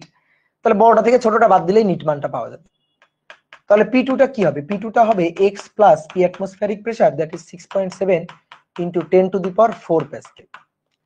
আর টেম্পারেচারটা দেওয়া আছে, টেম্পারেচারটা কত দেওয়া আছে দেখো তো, 12°C, 12°C, টেম্পারেচার 12°C। আয়তনের পরিবর্তন নেই, আয়তন কনস্ট্যান্ট, চাপের আর তাপমাত্রার পরিবর্তন। তাহলে আয়তন কনস্ট্যান্ট থাকলে চাপ আর তাপমাত্রার মধ্যে সম্পর্কটা কি? সমানুপাতিক। তাহলে এই সূত্রটা কি হবে? সূত্রটা হবে P1/T1 P2/T2, P1/T1 P2/T2। তাহলে প্রেসার P1 3 × 10⁵, বুঝছো? আর 27 + 273, 300 আর কি, 27 + 273। P2 এর মান x plus 6.7 × 10⁴ divided by T2, T2 এর মান 12 + 273, 12 + 273। সবই তো জানি, তাহলে একমাত্র অজানা মান কার? অজানা মান কার? x এর। তাহলে x এর মানটা বের করবা 2.18 × 10⁵। নাও তোমাদের বিশ্বাস করলাম, হ্যাঁ এটাই आंसर, 2.18 × 10⁵ প্যাসকেল। কি ক্লিয়ার? এটা কিন্তু সুন্দর ম্যাথ। তাহলে কি শিখলাম আমরা? মেপে যেটা দেখা যাবে, যখন তোমাকে বলবে টায়ারের ভেতর চাপ মেপে দেখা গেল, তো মেপে দেখা গেল যেটা সেটা হচ্ছে নিট, কারণ চাকার বাইরেও চাপ আছে, চাকার ভেতরেও চাপ আছে, বাইরের চাপটা বায়ুমণ্ডলের চাপ, ভেতরের চাপটা গ্যাসের চাপ। তাহলে আমাদের দেখতে হবে নিট চাপ কত। তাহলে ভেতরে গ্যাসের চাপটা বেশি, সেটা থেকে বাইরের বায়ুমণ্ডলের চাপটা বাদ দিলে তুমি নিট চাপটা পাবা, আর মেপে দেখা যাবে সবসময় নিট চাপ। এটুকু মাথা রাখলে তোমার ম্যাথ হয়ে যাবে। কি ক্লিয়ার? ক্লিয়ার কিনা বলো? ডান। দেখো এবার একটা ছোট্ট ম্যাথ করে দেখি। আদর্শ তাপমাত্রা ও চাপে 1 মোল গ্যাসের আয়তন কত সেটা বের করতে বলছে। আদর্শ তাপমাত্রা ও চাপ, আদর্শ তাপমাত্রা হচ্ছে 0°C। ফিজিক্সে আদর্শ তাপমাত্রা, প্রমাণ তাপমাত্রা, এগুলো হচ্ছে 0°C। স্বাভাবিক তাপমাত্রা বললে, নর্মাল টেম্পারেচার বললে, এটা তো আসলে 25°C হওয়া উচিত, কিন্তু ফিজিক্সে দেখবা বিভিন্ন জায়গায় নর্মাল টেম্পারেচারটাকেও 0°C ধরে কিন্তু কেমিস্ট্রিতে আবার ঠিকঠাক করছে, ঠিক আছে, কেমিস্ট্রিতে আবার ঠিকঠাক করছে। তো প্রমাণ চাপ, প্রমাণ তাপমাত্রা, আদর্শ তাপমাত্রা, এগুলো যদি বলা থাকে তাহলে তুমি বুঝে যাবে যে হ্যাঁ আদর্শ তাপমাত্রা, আদর্শ তাপমাত্রা বা প্রমাণ তাপমাত্রা এটা হচ্ছে 0°C। এটা নিয়ে কোনো কনফিউশন নেই। কি ক্লিয়ার? তাহলে এবার আদর্শ তাপমাত্রা ও চাপে 1 মোল গ্যাসের আয়তন এবং একক আয়তনে অণুর সংখ্যা বের করতে বলছে। আদর্শ তাপমাত্রা 0°C, চাপ হচ্ছে P = 1 × 10⁵। নরমালি এটাই লিখি আমরা। আচ্ছা পুরো মানটা যদি কেউ লিখতে চাও লিখবা 1.05325 ইন্টু 10⁵ এটা হচ্ছে চাপ, আদর্শ চাপ। 1 মোল গ্যাসের আয়তন বের করতে বলছে, পিভি ইকুয়াল টু এনআরটি। শেষ। ঠিক আছে, যেহেতু অন্য কোনো তথ্য দেওয়া নেই তো আমি কি করব, পিভি ইকুয়াল টু এনআরটি খাটাবো। তাহলে পি এর মান 1.05325 ইন্টু 10⁵। আয়তনের মানটা বের করতে হবে, মোল সংখ্যা হচ্ছে 1 মোল, আর এর মান 8.316 এসআই এককে, টেম্পারেচার 0 ডিগ্রি সেলসিয়াস মানে 273 কেলভিন। তাহলে এখান থেকে জানি না একমাত্র ভি এর মান। ওকে, ভি এর মানটা বের করে নিব। তাহলে 8.316 এক্সপোনেনশিয়াল ফাংশন না, লাগবে না, গুণ 273 ভাগ 1.05325 এক্সপোনেনশিয়াল ফাংশন 5। তাহলে 2.155 ইন্টু 10⁻⁻2 মিটার কিউব, এটা হচ্ছে আয়তন। শেষ, আয়তন হয়ে গেল। কি বের করছো, আয়তন বের করছো? 1.01 হবে, 1. কি করছে এটা, 1.01 হবে। দেখছো কি করছে এটা, 1.01, সরি 1.01 হবে। তাহলে দেখি,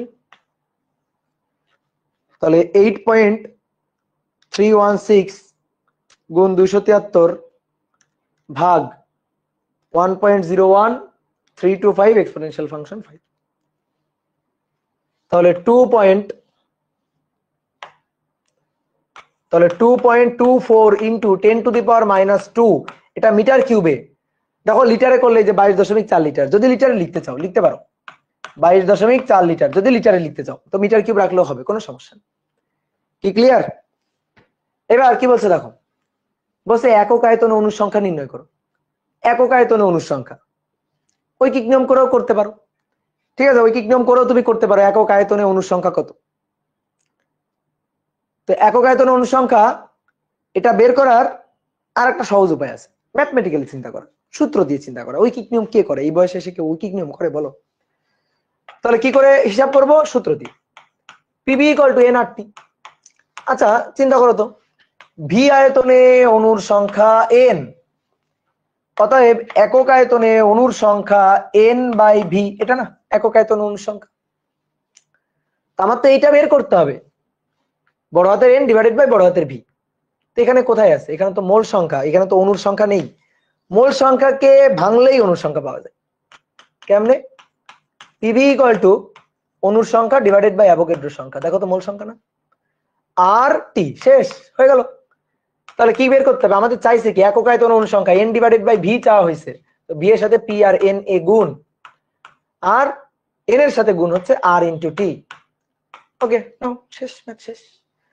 তাহলে 1.01325 ইন্টু 10⁵, 6.02 ইন্টু 10⁻23, বুঝছো, ডিভাইডেড বাই আর এর মান 8.316, টেম্পারেচার 273।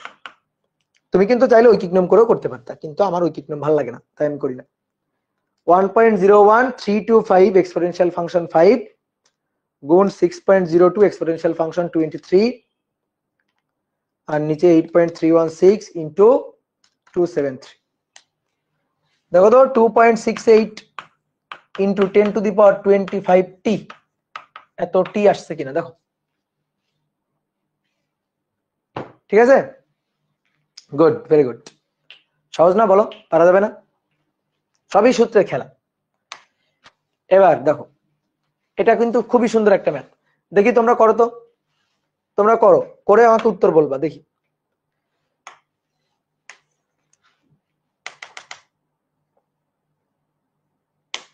করো, করে আমাকে উত্তর বলবা, 1 মিনিট টাইম।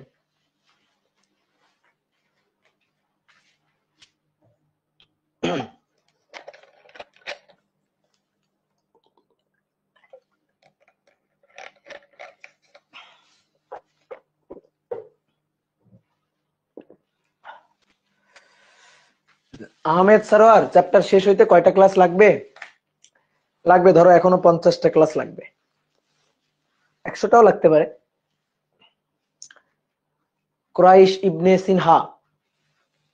আর কয়টা লাগবে? আর কয়টা লাগবে? ধরো আরো 100-200টা।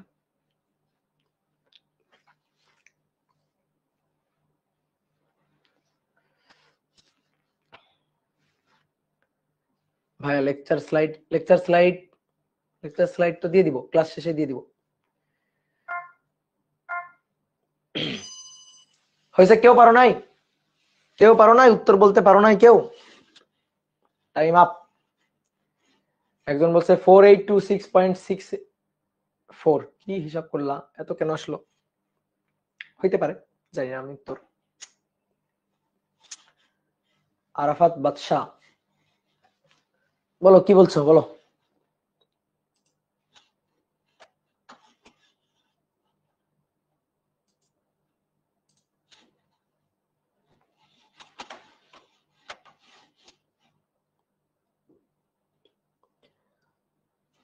আবির বলছে ফার্স্ট ক্লাস করি নাই, এই ক্লাস কি করব?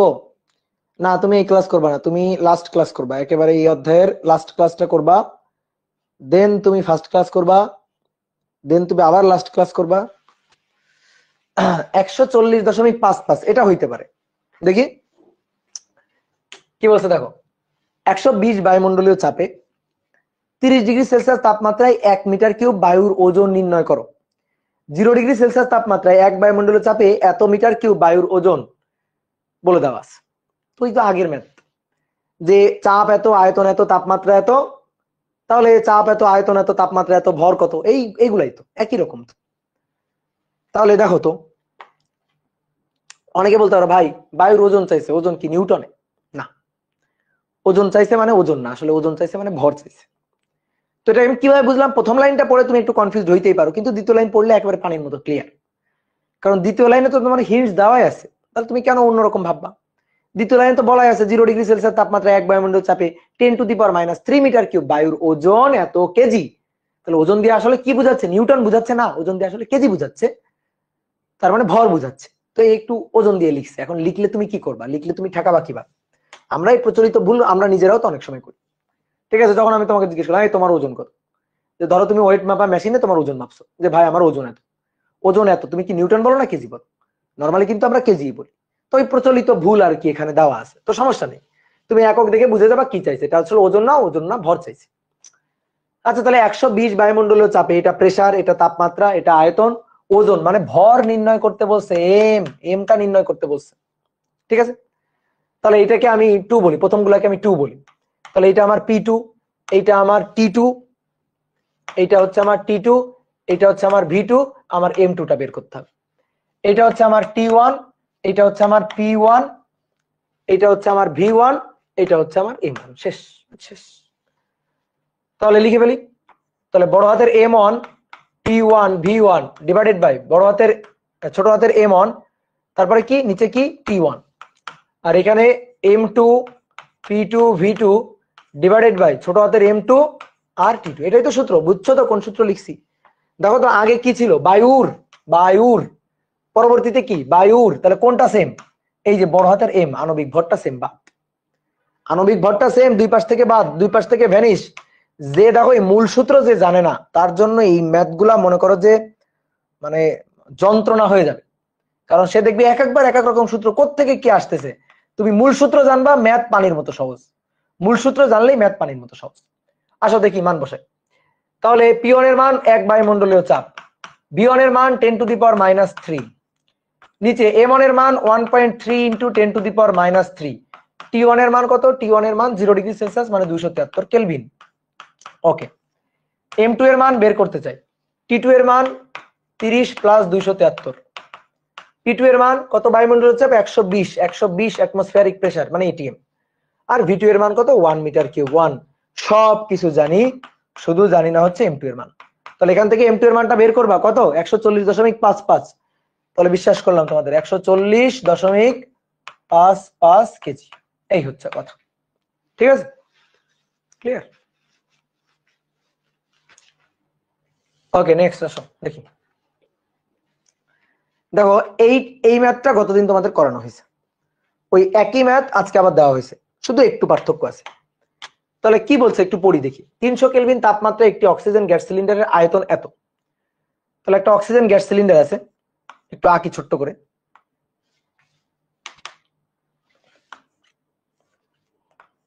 এই যে অক্সিজেন গ্যাস সিলিন্ডার, এই অক্সিজেন গ্যাস সিলিন্ডারের বলা আছে আয়তন কত, 5 × 10⁵ সেন্টিমিটার কিউব, এটা আয়তন। তাপমাত্রা 300 কেলভিন, তাপমাত্রা 300 কেলভিনে স্থির। এবার বলা হচ্ছে এতে 300 বায়ুমণ্ডলীয় চাপে, এর চাপ হচ্ছে 300 বায়ুমণ্ডলীয় চাপ, অর্থাৎ 300 ATM, অ্যাটমিক মানে অ্যাটমসফিয়ারিক প্রেসার। এবার কিছুটা ব্যবহারের ফলে এখান থেকে কিছু পরিমাণ অক্সিজেন গ্যাস, ধরো রোগী শ্বাস প্রশ্বাসের কাজে তার জন্য সরবরাহ করা হয়েছিল, এখান থেকে সে কিছু পরিমাণ অক্সিজেন গ্যাস শ্বাস প্রশ্বাসের জন্য ব্যবহার করে নিয়েছে। ব্যবহার করার পর দেখা গেল যে চাপ কমে 100 বায়ুমণ্ডলীয় চাপ হলো, চাপ কমে গেছে। এখান থেকে কিছু পরিমাণ গ্যাস বের করে নেওয়ার পরে কি হয়েছে, চাপটা কমে গেছে। বলো গ্যাস বের করে নিলে কি আয়তন কমে যাবে? বলো বলো দেখি, কত ক্লাসে কি শিখাইছিলাম বলো। এখান থেকে যদি কিছু পরিমাণ গ্যাস বের করে নেওয়া হয়, এখান থেকে কিছু পরিমাণ গ্যাস যদি বের করে নেওয়া হয়, বলো তাহলে কি সিলিন্ডার চুপসে যাবে? না, সিলিন্ডার একই রকম থাকবে, অর্থাৎ গ্যাসের আয়তন একই জিনিস থাকবে। তাহলে আয়তনের কোনো পরিবর্তন হবে না, ভি সেম থাকবে। এই যে এটাই হচ্ছে এই ম্যাথের মূল অংশ, ঠিক আছে? এই ম্যাথ পাইলে মনে মনে আগে লিখে নিবা, ভি সেম থাকবে, ভি সেম থাকবে। কারণ গ্যাসের আয়তন হচ্ছে পাত্রের আয়তন, এর মধ্যে থেকে তুমি যতটুকু গ্যাস বের করে নাও না কেন, যেটুকু গ্যাস থাকবে তার আয়তন পাত্রের আয়তনের সমান। তাহলে চেঞ্জ হবে কি? চেঞ্জ হবে মোল সংখ্যা, আগে ছিল N1 এখন হবে N2। তাহলে ব্যবহৃত মোল সংখ্যা হচ্ছে ΔN, that is N1 - N2। যতটুকু বের করে নেওয়া হয়েছে, যতটুকু গ্যাস বের করে নেওয়া হয়েছে তার মোল সংখ্যা কি? N1 - N2। তাহলে আয়তনটা সেম থাকবে, তাহলে আমি একটু লিখে নিই ভাইয়া, আয়তনটা সেম থাকবে, অর্থাৎ 5 × 10⁵ সেন্টিমিটার কিউবই থাকবে, ঠিক আছে? কিন্তু প্রেসারটা কমে গেছে। এতে দেখা গেল যে 100 বায়ুমণ্ডলীয় চাপে নেমে গেছে এবং তাপমাত্রা 250 কেলভিন। এই দ্বারাশো, এটা কিন্তু স্থির তাপমাত্রা ঘটনা না। গত ক্লাসে আমরা যে ম্যাথটা করছিলাম সেখানে তাপমাত্রাটা ছিল স্থির। তাপমাত্রা স্থির থাকতে হবে এমন কোনো কথা নেই, তাপমাত্রাও ফল করতে পারে। চাপও কমে গেছে, তাপমাত্রা কমে গেছে, হইতেই পারে কিছু পরিমাণ গ্যাস বের করে নেওয়া হয়ে গেছে, ভেতরে গ্যাসের প্রেসার কমে গেছে, ভেতরে গ্যাসের তাপমাত্রা কমে গেছে, হতেই পারে। তাপমাত্রা স্থির থাকতে হবে এমন কোনো কথা নেই, স্থির থাকলে তো ভালো, না থাকলেও কোনো সমস্যা নেই। তাহলে তো ভাই এই তাপমাত্রাটাকে আমি T1 বলতেই হবে, এটা টি বলা যাবে না। তাহলে এটা T1, এইটা হচ্ছে P1, ভালো করে বুঝছো? ভি কিন্তু কনস্ট্যান্ট, এই যে ভি কিন্তু একই। তাহলে V1 V2 নেই, ভি কিন্তু সেম।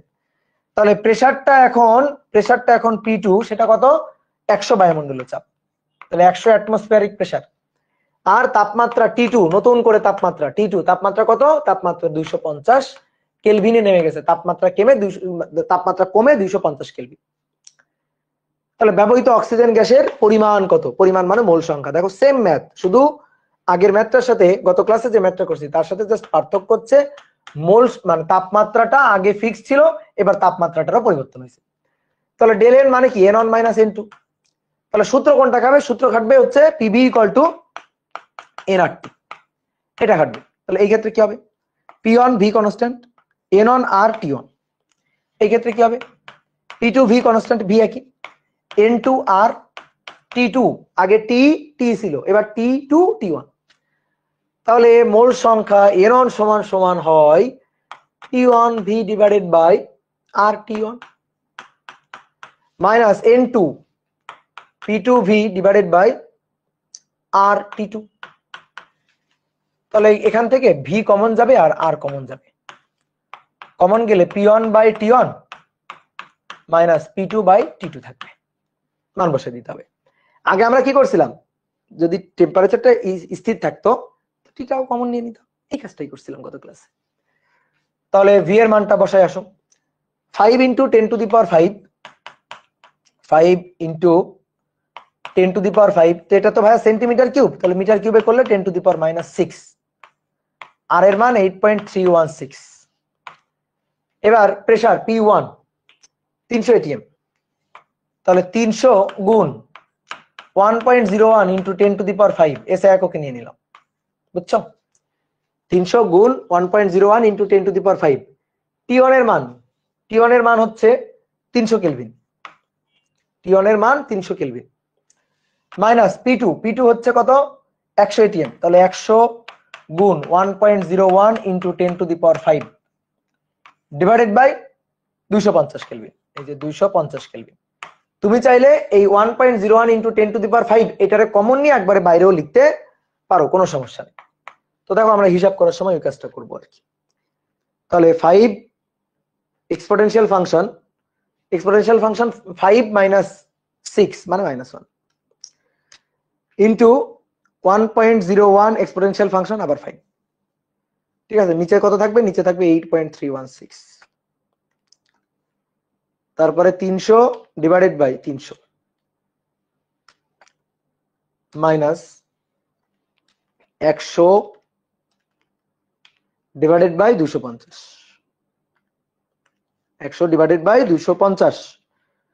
বুঝতে পারছো? তাহলে 3.643 ইন্টু 10⁻³ মোল। ঠিক আছে, বিশাল, অনেক বেশি। ঠিক আছে, এত মোল। কি তোমাদের কি আসছে? এটাই আসছে না? হ্যাঁ, তাহলে এত মোল। এবার আমাদের দেখো মোল সংখ্যা চাইনি, ভর চাইনি, অণুর সংখ্যা চাইনি। ঠিক আছে, মোল সংখ্যা চাইনি, ভর চাইনি, অণুর সংখ্যা চাইনি, চাইছে আয়তন কত। দেখো যাই বলুক, ঠিক আছে, ওই যে কুমিরের খাস কাটাই।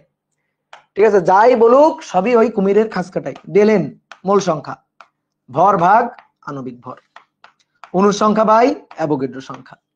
তো এবার অণুর সংখ্যা বা ভর সংখ্যা চাইনি, কি চাইছে? এই যে পরেরটা চাইছে আয়তন ভি লিটার 22.4 লিটার। বুঝছো? তাহলে ভিএল এটা equal to del N into 22.4 litre, 22.4 litre. তাহলে অতএব ভিএল এটা বের করতে চাই, তাহলে এটার সাথে গুণ দিয়ে দিই 22.4। যে আয়তন কত? আয়তন হচ্ছে 8.1616 ইন্টু 10⁴ লিটার, এটা হচ্ছে আয়তন। বুঝছো?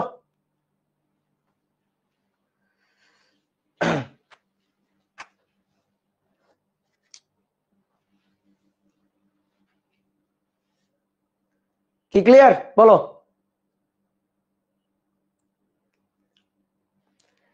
বলো, ক্লিয়ার হয়েছে? দেখি বলো, বুদ্ধি কাটাও, বলো।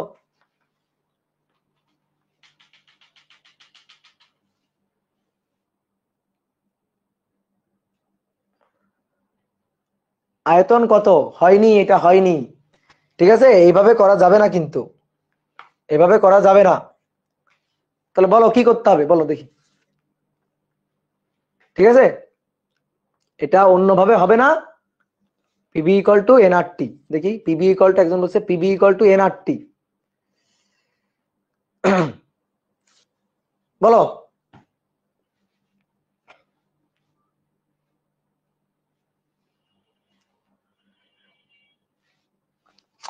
বলো কিভাবে করতে হবে। অনেকে বলতে পারছো যে ভুল হয়েছে, হ্যাঁ ঠিক আছে, এটা ভুল হয়েছে, এটা বলতে পারছো, কিন্তু কিভাবে করতে হবে দেখি বলো।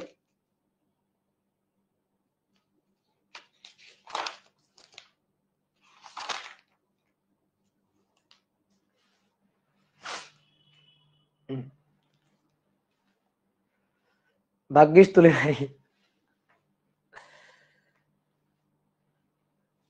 ওকে, এবার আসো দেখো, এই যে আয়তনটা তোমাকে যখন আমি করাই, এই সূত্রটা যখন লিখি, তখন একটা কথা বলছিলাম যে এইখান থেকে এই যে 22.4 লিটার, এটা কিন্তু এসটিপিতে, কিন্তু এই কথাটা কিন্তু বলছিলাম যে এইটা কিন্তু এসটিপিতে 22.4 লিটার, এই আয়তনটা কিন্তু এসটিপিতে আয়তন।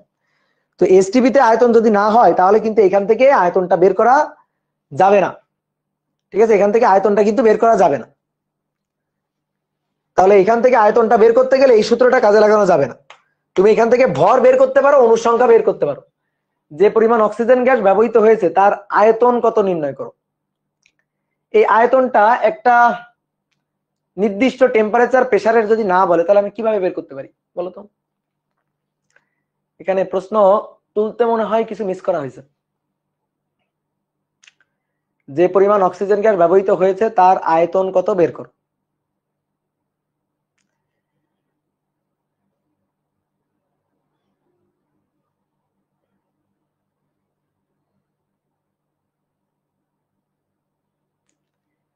এসটিপিতে না বললে 22.4 লিটার, এটা দিয়ে আয়তন বের করা যাবে না। দাঁড়াও দেখি আমি একটু প্রশ্নটা এখান থেকে কোনো ওয়ার্ড মিস করছি কিনা। ডাটা মিসিং, হ্যাঁ।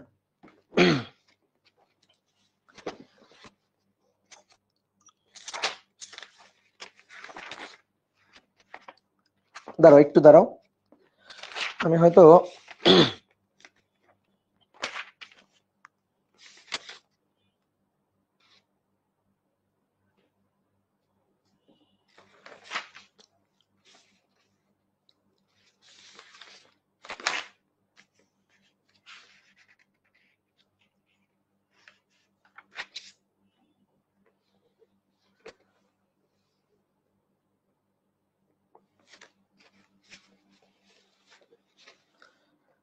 ব্যবহৃত হয়েছে তার, এই যে দেখছো,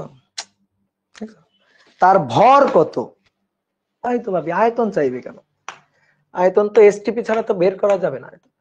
এখানে ভুল হয়েছে, এখানে চাইছে তার আয়তন না, তার ভর কত। কোশ্চেনে এখানে বলছে তার ভর কত, যে পরিমাণ অক্সিজেন গ্যাস ব্যবহৃত হয়েছে তার ভর কত, বুঝছো? পিভি ইকুয়াল টু, একজন হচ্ছে পিভি ইকুয়াল টু এনআরটি কেন হবে না? তুমি কোন পি কোন ভি ব্যবহার করবা বলো, কোন পি কোন ভি ব্যবহার করবা?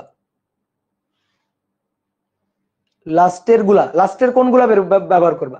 এখান থেকে তো গ্যাস বের করে নেওয়া হয়েছে, এইখানে যে তাপমাত্রা আছে, এখানে যে চাপ আছে, এটা তো সিলিন্ডারের ভেতরের, আর যেটা বের করে নেওয়া হয়েছে এই মোল সংখ্যাটা তো ডেল এন তো তার, বুঝছো? এখান থেকে আয়তনটা বের করা যাবে না ওভাবে, তাহলে এখান থেকে বের করতে হবে ভরটা বের করতে হবে। এখানে ভর চাওয়া হয়েছে, ঠিক আছে, এখানে ভুল করে টাইপ করতে গিয়ে আয়তন লিখে ফেলা হয়েছে। তাহলে অতএব ভরটা বের করবা, ভর বা অনুসংখ্যাটা বের করবা। আয়তন বললে তখন এসটিপি বলবে যে এসটিপিতে আয়তন, তখন 22.4 নিয়ে করা যাবে। তাহলে ভর হচ্ছে ডেল এন ইন্টু আণবিক ভর এম, তাহলে ডেল এন এর মানটা হচ্ছে 3.643 ইন্টু 10⁻³ আর এটা 32 গ্রাম। তাহলে এখান থেকে হিসাব করে গ্রাম, এবার তুমি এটারে যদি কেজিতে আনতে চাও আনবা। কি ক্লিয়ার? ঠিক আছে, ম্যাথটা আরেকবার রিপিট করিয়েন। আচ্ছা, ম্যাথটা আরেকবার রিপিট করতেছি, শোনো, দেখো, টেম্পারেচার ছিল 300 কেলভিন, চাপ ছিল হচ্ছে 300 এটিএম, আর সিলিন্ডারের আয়তন ছিল হচ্ছে 5 ইন্টু 10⁵ সেন্টিমিটার কিউব। এখান থেকে কিছু পরিমাণ গ্যাস বের করে নেওয়া হয়েছে। কিছু পরিমাণ গ্যাস যদি বের করে নেওয়া হয় আয়তন কমবে না। আমরা গত ক্লাসে এই টাইপের একটা ম্যাথ করছিলাম, গ্যাস বের করে নেওয়া হলে আয়তন যা আছে তাই থাকবে, তাহলে আয়তনটা যা আছে তাই থাকবে। এবার গত ক্লাসের যে ম্যাথটা ছিল সেই ম্যাথটা ছিল কি টেম্পারেচারটা স্থির রেখে, কিন্তু এখানে টেম্পারেচারটা স্থির রাখা হয়নি, টেম্পারেচারও চেঞ্জ হয়েছে, হইতেই পারে। ভেতর থেকে যদি তুমি গ্যাস বের করে নাও, ভেতরের প্রেসার কমে যাবে, টেম্পারেচারও কমে যাইতে পারে। তো প্রেসার টেম্পারেচার দুটারই পরিবর্তন হয়েছে, তাহলে আয়তনটা ফিক্সড আছে, এটা ধরেই আগাইতে হবে সামনে। তাহলে এখানে আমি সূত্র লিখলাম P1V1 সমান সমান মানে পিভি ইকুয়াল টু এনআরটি। এখানেও সূত্র লিখলাম PV equal to nRT. V দুই জায়গাতে সেম, মোলার গ্যাস কনস্ট্যান্ট আর দুই জায়গাতে সেম, আর সবকিছু আলাদা। মোল সংখ্যা আগে ছিল N1, মোল সংখ্যা এখন N2। তাহলে কতটুকু গ্যাস বের করে নেওয়া হয়েছে, কতটুকু গ্যাস ব্যবহার করা হয়েছে, সেটা হচ্ছে মোল সংখ্যা N1 মাইনাস মোল সংখ্যা N2, বুঝছো? তাহলে আমরা সেটাই লিখলাম। যদি টিটা কনস্ট্যান্ট থাকে, ধরো টিটা কনস্ট্যান্ট, ওকে, তাহলে টিটাকে বাইরে বের করে নিয়ে আসবো, দেখবা গত ক্লাসের ম্যাথটা হয়ে যাবে। টিটাকে বাইরে বের করে নিয়ে আসলে গত ক্লাসের ম্যাথটা হয়ে যাবে, সেম আগের ম্যাথটা। তো এখানে টিটা সেম নাই, টিটা চেঞ্জ হয়েছে, ওকে, চেঞ্জ হইলে আমি টিটা সহই বসাবো, টিটায় সহই হিসাব নিকাশ করবো, একই কথা।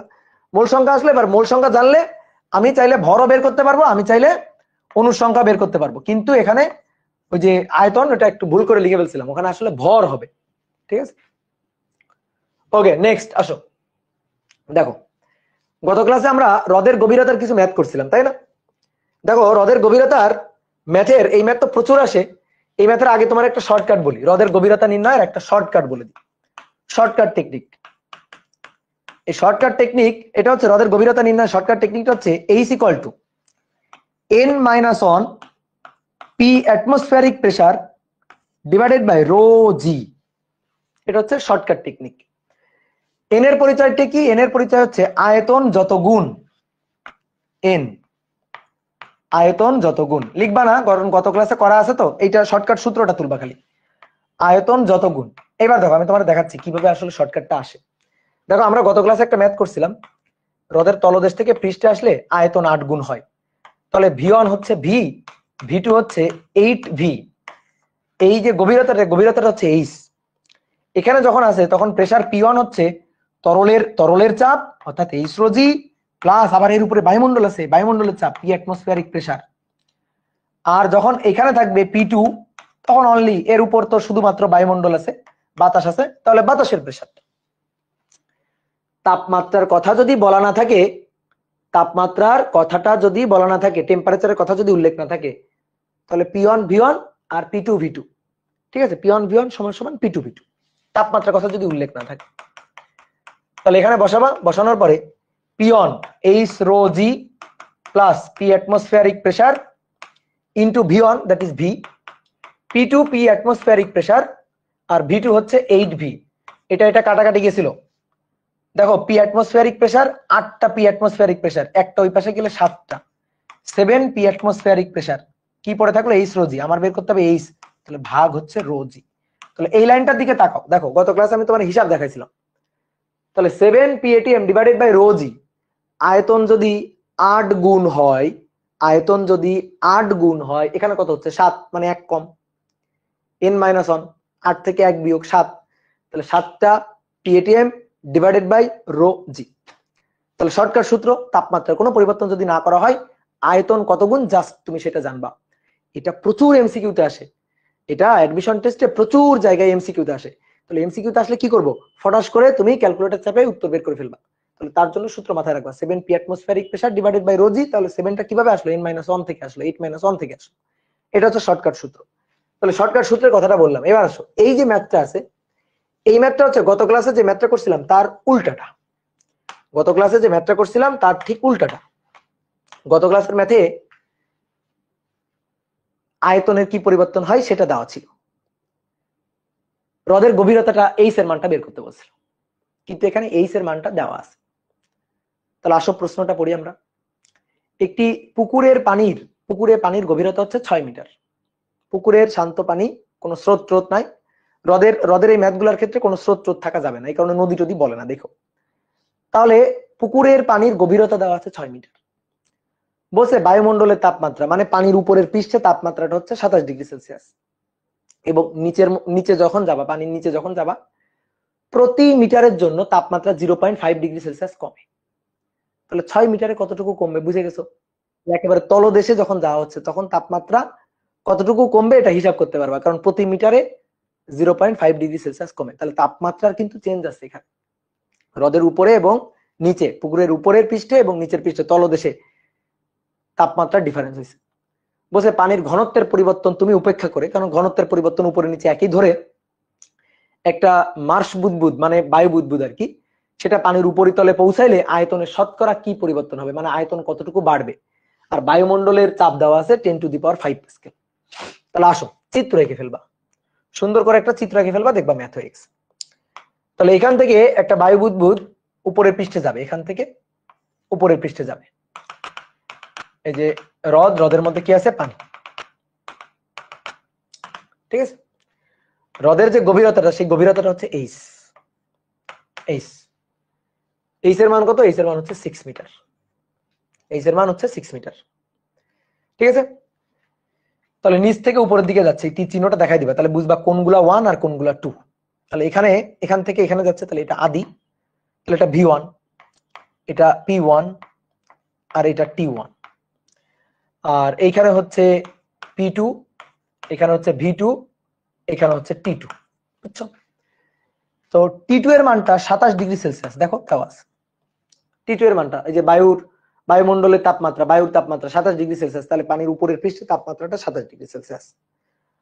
তলদেশে গেলে প্রতি মিটারের জন্য 0.5 ডিগ্রি সেলসিয়াস কমে, কিন্তু গভীরতা 6, তাহলে 27 ডিগ্রি সেলসিয়াস থেকে কমে যাবে, 27 থেকে কমে যাবে প্রতি মিটারের জন্য 0.5, তাহলে 6 মিটার আছে, তাহলে 6 গুণ 0.5, তাহলে 24 ডিগ্রি সেলসিয়াস এটা হবে, বুঝছো? এবার P1 প্রেসার, তো P1 তো আগের মতোই, P2 কি, P2 হচ্ছে P atmospheric pressure, PATM, P2। তাহলে P1 টা কি হবে, P1 টা হবে P atmospheric pressure plus H rho G, ঠিক আছে। V1 আর V2 আগে কি করা থাকতো, V1 আর V2 দেওয়া থাকতো, যে V1 এত, V2 এত গুণ হল, আয়তন এত গুণ হল। এবার তা বলে দেওয়া নেই। এবার V1 আর V2 থেকে V1 আর V2 এর অনুপাত বা সম্পর্ক থেকেই আমার বের করতে হবে আয়তনের শতকরা কতটুকু বৃদ্ধি হইল। তো আসো দেখি কিভাবে হিসাব করা যায়। তাহলে এইবার সূত্র লিখবো P1 V1 divided by T1, P2 V2 divided by T2। ঠিক আছে, তাহলে P1 এর মান হচ্ছে P atmospheric pressure plus H rho G, একবারে মান বসাবো আমি। P atmospheric pressure 10 to the power 5 plus H rho G 6, রদে থাকবে পানি 1000, জি এর মান 9.8 ইন্টু V1 ডিভাইডেড বাই নিচে T1 24 প্লাস 273। এবার আসো P2 হচ্ছে P অ্যাটমসফিয়ারিক প্রেসার। তো P অ্যাটমসফিয়ারিক প্রেসার কত? 10 টু দি পাওয়ার 5 একবারে লিখে দিলাম, হ্যাঁ, গুণ V2 নিচে T2 হচ্ছে 27 ডিগ্রি সেলসিয়াস, তাহলে 27 প্লাস 273 মানে 300, 27 প্লাস 273 মানে 300। তাহলে এবার কোনাকুনি গুণ করো, দেখো 10 টু দি পাওয়ার 5 প্লাস 6 গুণ 1000 গুণ 9.8, এটা গুণ 27 প্লাস 273 ভাগ 24 প্লাস 273 ভাগ 10 to the power 5, 10 to the power 5। তাহলে কি পাইলাম? V2 ইকুয়াল টু, কি ব্যাপার অনেকে হিসাব করলা, ভুল হিসাব করছো তো, 1.604 V1। ঠিক আছে, 1.604 V1 তোমাদের কেমনে আসলো এগুলা? আমার তো 1.604 আসলো।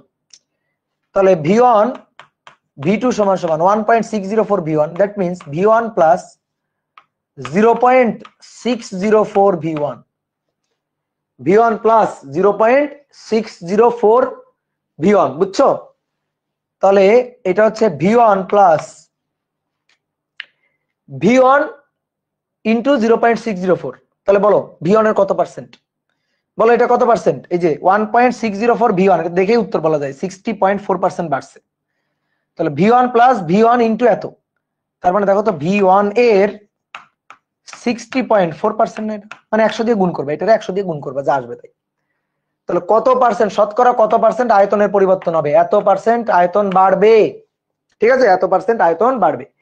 এই যে শতকরা পরিবর্তন, এটা কিন্তু কতটুকু বাড়বে এটা কিন্তু এভাবে বের করা যায়।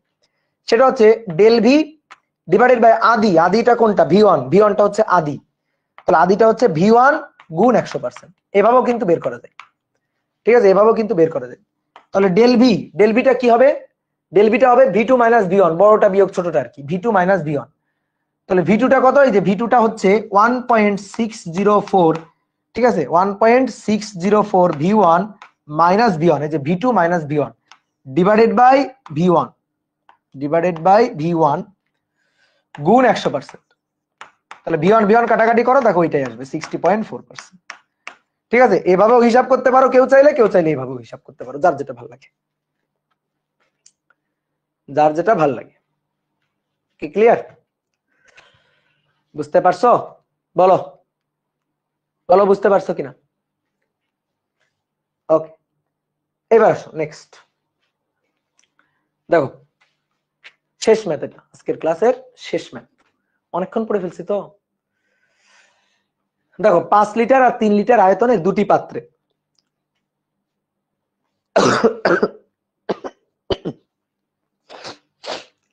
5 লিটার এবং 3 লিটার আয়তনের দুটি পাত্রে যথাক্রমে 3 গুণ ও 7 গুণ বায়ুমণ্ডলের চাপে বাতাস আছে।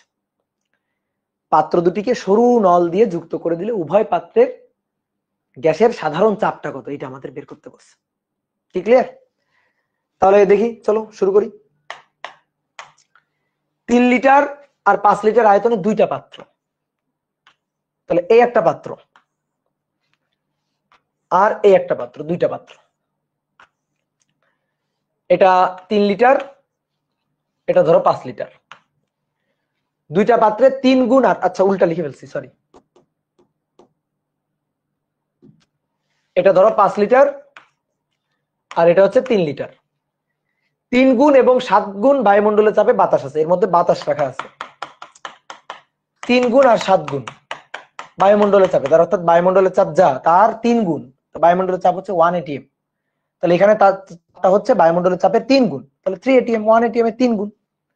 তাহলে এখানে কত এটিএম হবে? এখানে হবে 7 atm, 7 গুণ বায়ুমণ্ডলের চাপে বাতাস রাখা আছে। এবার কি করা হয়েছে? এবার পাত্র দুইটাকে একটা সরু নল দিয়ে যুক্ত করে দিল। পাত্র দুটোকে কি করব? একটা সরু নল দিয়ে যুক্ত করে দেব। দেখো পাত্র দুইটাকে একটা সরু নল দিয়ে সংযুক্ত করে দিচ্ছি। মাঝখানে পাত্র দুটাকে এই যে একটা সরু নল দিলে সংযুক্ত করলাম। সরু নল মানে এই নলের তেমন কোনো আয়তন নেই, সরু নল দিয়ে সংযুক্ত করে দিলাম। এই নলটা সরু মানে এর আয়তন অতি নগণ্য, ঠিক আছে? এই নলের আয়তন অতি নগণ্য, নলটার আয়তন অতি নগণ্য, এই কারণে বলছে সরু, অতি নগণ্য। সংযুক্ত করে দিলাম। আচ্ছা, সংযুক্ত করে দিলে কি হবে? এই দুইটা গ্যাস মিশে যাবে। কোন পাত্র থেকে কোন পাত্রের দিকে গ্যাস যাবে? যে পাত্রের চাপটা বেশি। এখানে চাপটা ছিল হচ্ছে 7 atm আর এখানে চাপটা ছিল 3 atm। তাহলে এই পাত্র থেকে গ্যাসটা এই পাত্রের দিকে যাবে, কারণ এখানে বেশি চাপে এই গ্যাসটা রাখা ছিল। তাহলে চাপ এখান থেকে এইদিকে যাবে, বুঝছো? তাহলে এবার দেখো তো, দুটো গ্যাস মিলেমিশে একাকার হয়ে একটাই গ্যাস না এখন। তাহলে বলো এবার প্রেসার কি এইখানে একটা প্রেসার এইখানে একটা প্রেসার হবে? না। যখন দুইটা আলাদা আলাদা পাত্র ছিল তখন দুই পাত্রে আলাদা আলাদা প্রেসার, কিন্তু এবার যখন কমন হয়ে গেছে তখন দুই পাশে আলাদা আলাদা প্রেসার নেই, তাহলে প্রেসার এখন সেম। তাহলে সেম প্রেসার, তাহলে প্রেসার এই যে পি সেম, এই সেম প্রেসার পি সাধারণ প্রেসার, এই পি এর মানটাই না আমাদের বের করতে বলছে, এটাই আমাদের হিসাব করতে বলছে যে প্রেসারটা কত। তো দেখি কিভাবে হিসাব করা যায়, আসো দেখি, শুরু করি আমরা। দেখো তো আমি এখানে লিখতে পারি, এইটা হচ্ছে আমার V1, এটা হচ্ছে আমার V2, এটা হচ্ছে P1, এটা হচ্ছে P2। এখানে যে পরিমাণ গ্যাস আছে তার মোল সংখ্যা N1, এখানে যে পরিমাণ গ্যাস আছে তার মোল সংখ্যা N2। তাহলে এখানে দেখো তো লেখা যায় P1 V1 সমান সমান N1 আর T। টি এর কোনো কথা বলা নেই, দেখো টি এর কোনো কথা বলা নেই কোশ্চেন। 5 লিটার 3 লিটার আয়তনের দুটি পাত্রে যথাক্রমে এত গুণ বায়ুমণ্ডলীয় চাপে বাতাস আছে, পাত্র দুটিকে সরু নল দিয়ে সংযুক্ত করে দিলে উভয় পাত্রের সাধারণ চাপ কত হবে? বলছে নাকি ভিন্ন ভিন্ন তাপমাত্রায় আছে? বলছে এটা ভিন্ন ভিন্ন তাপমাত্রায় আছে, এটা কি বলছে? বলে নাই। তাহলে টিটা সেম আছে। তাহলে P1 V1 N1 আর টি। এইখানে তাহলে কি লিখবো? P2 V2 সমান সমান, লিখবা নাকি এবার একটু লেখা থামাও। P2 V2 সমান সমান N2 আর টি। তাহলে একটা জিনিস দেখো, এখানে মানগুলা বসাই। P1 এর মানটা হচ্ছে 3, V1 এর মানটা হচ্ছে 5, 3 গুণ 5। N1 এর মান জানি না, আর এর মান জানি না, টি এর মান জানি না। তাহলে এটারে বললাম 1 নং সমীকরণ, থাকুক। এবার আসো P2 এর মান হচ্ছে 7 আর এটা হচ্ছে 3। N2 এর মান জানি না, আর এর মান হয়তো জানি, কিন্তু টি এর মান জানি না, এটারে বললাম 2 নম্বর সমীকরণ। এবার আসো, থাক এই দুইটা থাক, এই দুইটা আপাতত কোনো কাজে লাগতেছে না, থাকুক এই দুইটা। এবার বলো এইখানে, বলো এখানে প্রেসার কত বলো? এখানে PV ইকুয়াল টু সাধারণ চাপ টোটাল আয়তন, সাধারণ চাপ টোটাল আয়তন, সাধারণ চাপ টোটাল আয়তন সমান সমান টোটাল মোল সংখ্যা। বলো মোল সংখ্যা কত? এটা ছিল N1, এটা ছিল N2। দেখতেই পাচ্ছি আয়তন, টোটাল আয়তন দেখতেই যেটা পাচ্ছি টোটাল আয়তন V, সেই V হবে V1 প্লাস V2, মানে 5 লিটার আর 3 লিটার যোগ হয়ে, বুঝছো? 5 লিটার আর 3 লিটার যোগ হয়ে এই 3 atm এই 7 atm এই দুইটা কিন্তু নেই। সাধারণ প্রেসার কিন্তু P, সেই P এর মানটা বের করতে হবে, কিন্তু আয়তন এটা তো আমি দেখতেই পাচ্ছি চোখের সামনে, দুটো পাত্র মিলে টোটাল গ্যাস। তাহলে গ্যাসের আয়তন কি দুইটা পাত্রের টোটাল আয়তনের সমান। এই সরু নলের আয়তন অতি নগণ্য, তাহলে টোটাল আয়তন এখন কত? টোটাল আয়তন এখন 8 লিটার, 5 আর 3 8 লিটার, বুঝছো? টোটাল আয়তন 5 আর 3 8 লিটার। তাহলে PV ইকুয়াল টু, লিখি আগে, PV ইকুয়াল টু NRT, সূত্রটা আগে লিখি। PV ইকুয়াল টু NRT, সূত্রটা আগে লিখলাম। এবার আসো মান বসাই। সাধারণ চাপ পিটা আমাদের বের করতে হবে, ভিটা হচ্ছে এই দুইটা চাপের যোগফল, তাহলে ভিটা হচ্ছে V1 প্লাস V2 আর কি। মোল সংখ্যা এই দুইটা গ্যাসের টোটাল মোল সংখ্যা, অর্থাৎ N1 প্লাস N2, আর টেম্পারেচার T, টেম্পারেচার তো কোনো চেঞ্জ আমি করিনি। কি কথা কি বুঝছো? তাহলে প্রেসার V1 প্লাস V2 একবারে বসাই দিই 8, ঠিক আছে? 8 into P। N1 plus N2, দেখো N1 প্লাস N2 আর T। এইবার এই যে তিনটা সমীকরণ 1 2 আর ওই যে 3, এই তিনটা সমীকরণ থেকে তোমার পিটাকে বের করতে হবে। বের করা যাবে কিনা? 100 বার যাবে। দেখো তো 1 আর 2 নম্বর এই দুইটা সমীকরণ যোগ করা যায়? যোগ করলে 3 × 5 = 15 আর 3 × 7 = 21 হয়। আর এই পাশে কি হয়? এই পাশে হয় n1 + n2 কমন নিয়ে rt হয়। দেখো তো হয় কিনা? ঠিক আছে, হয়। দেখো n1 + n2 * rt, n1 + n2 * rt। ওইখানে একটু তাকাও, তাকাও। n1 + n2 * rt, দেখো তাকাও, n1 + n2 * rt। তাহলে n1 + n2 * rt এর মান হচ্ছে 15 + 21। 15 + 21। বলো, ম্যাথ করতে আর বাকি আছে? তাহলে ম্যাথ করতে আর বাকি নাই। তাহলে p = হবে 15 + 21 ভাগ 8। 15 + 21 ভাগ 8, 4.5। 4.5 এককটা কি হবে? এককটা হবে এটিএম, বায়ুমণ্ডলীয় চাপ। ঠিক আছে, অ্যাটমসফেরিক প্রেসার। যে 4.5 অ্যাটমসফেরিক প্রেসার। খুবই সহজ ম্যাথ।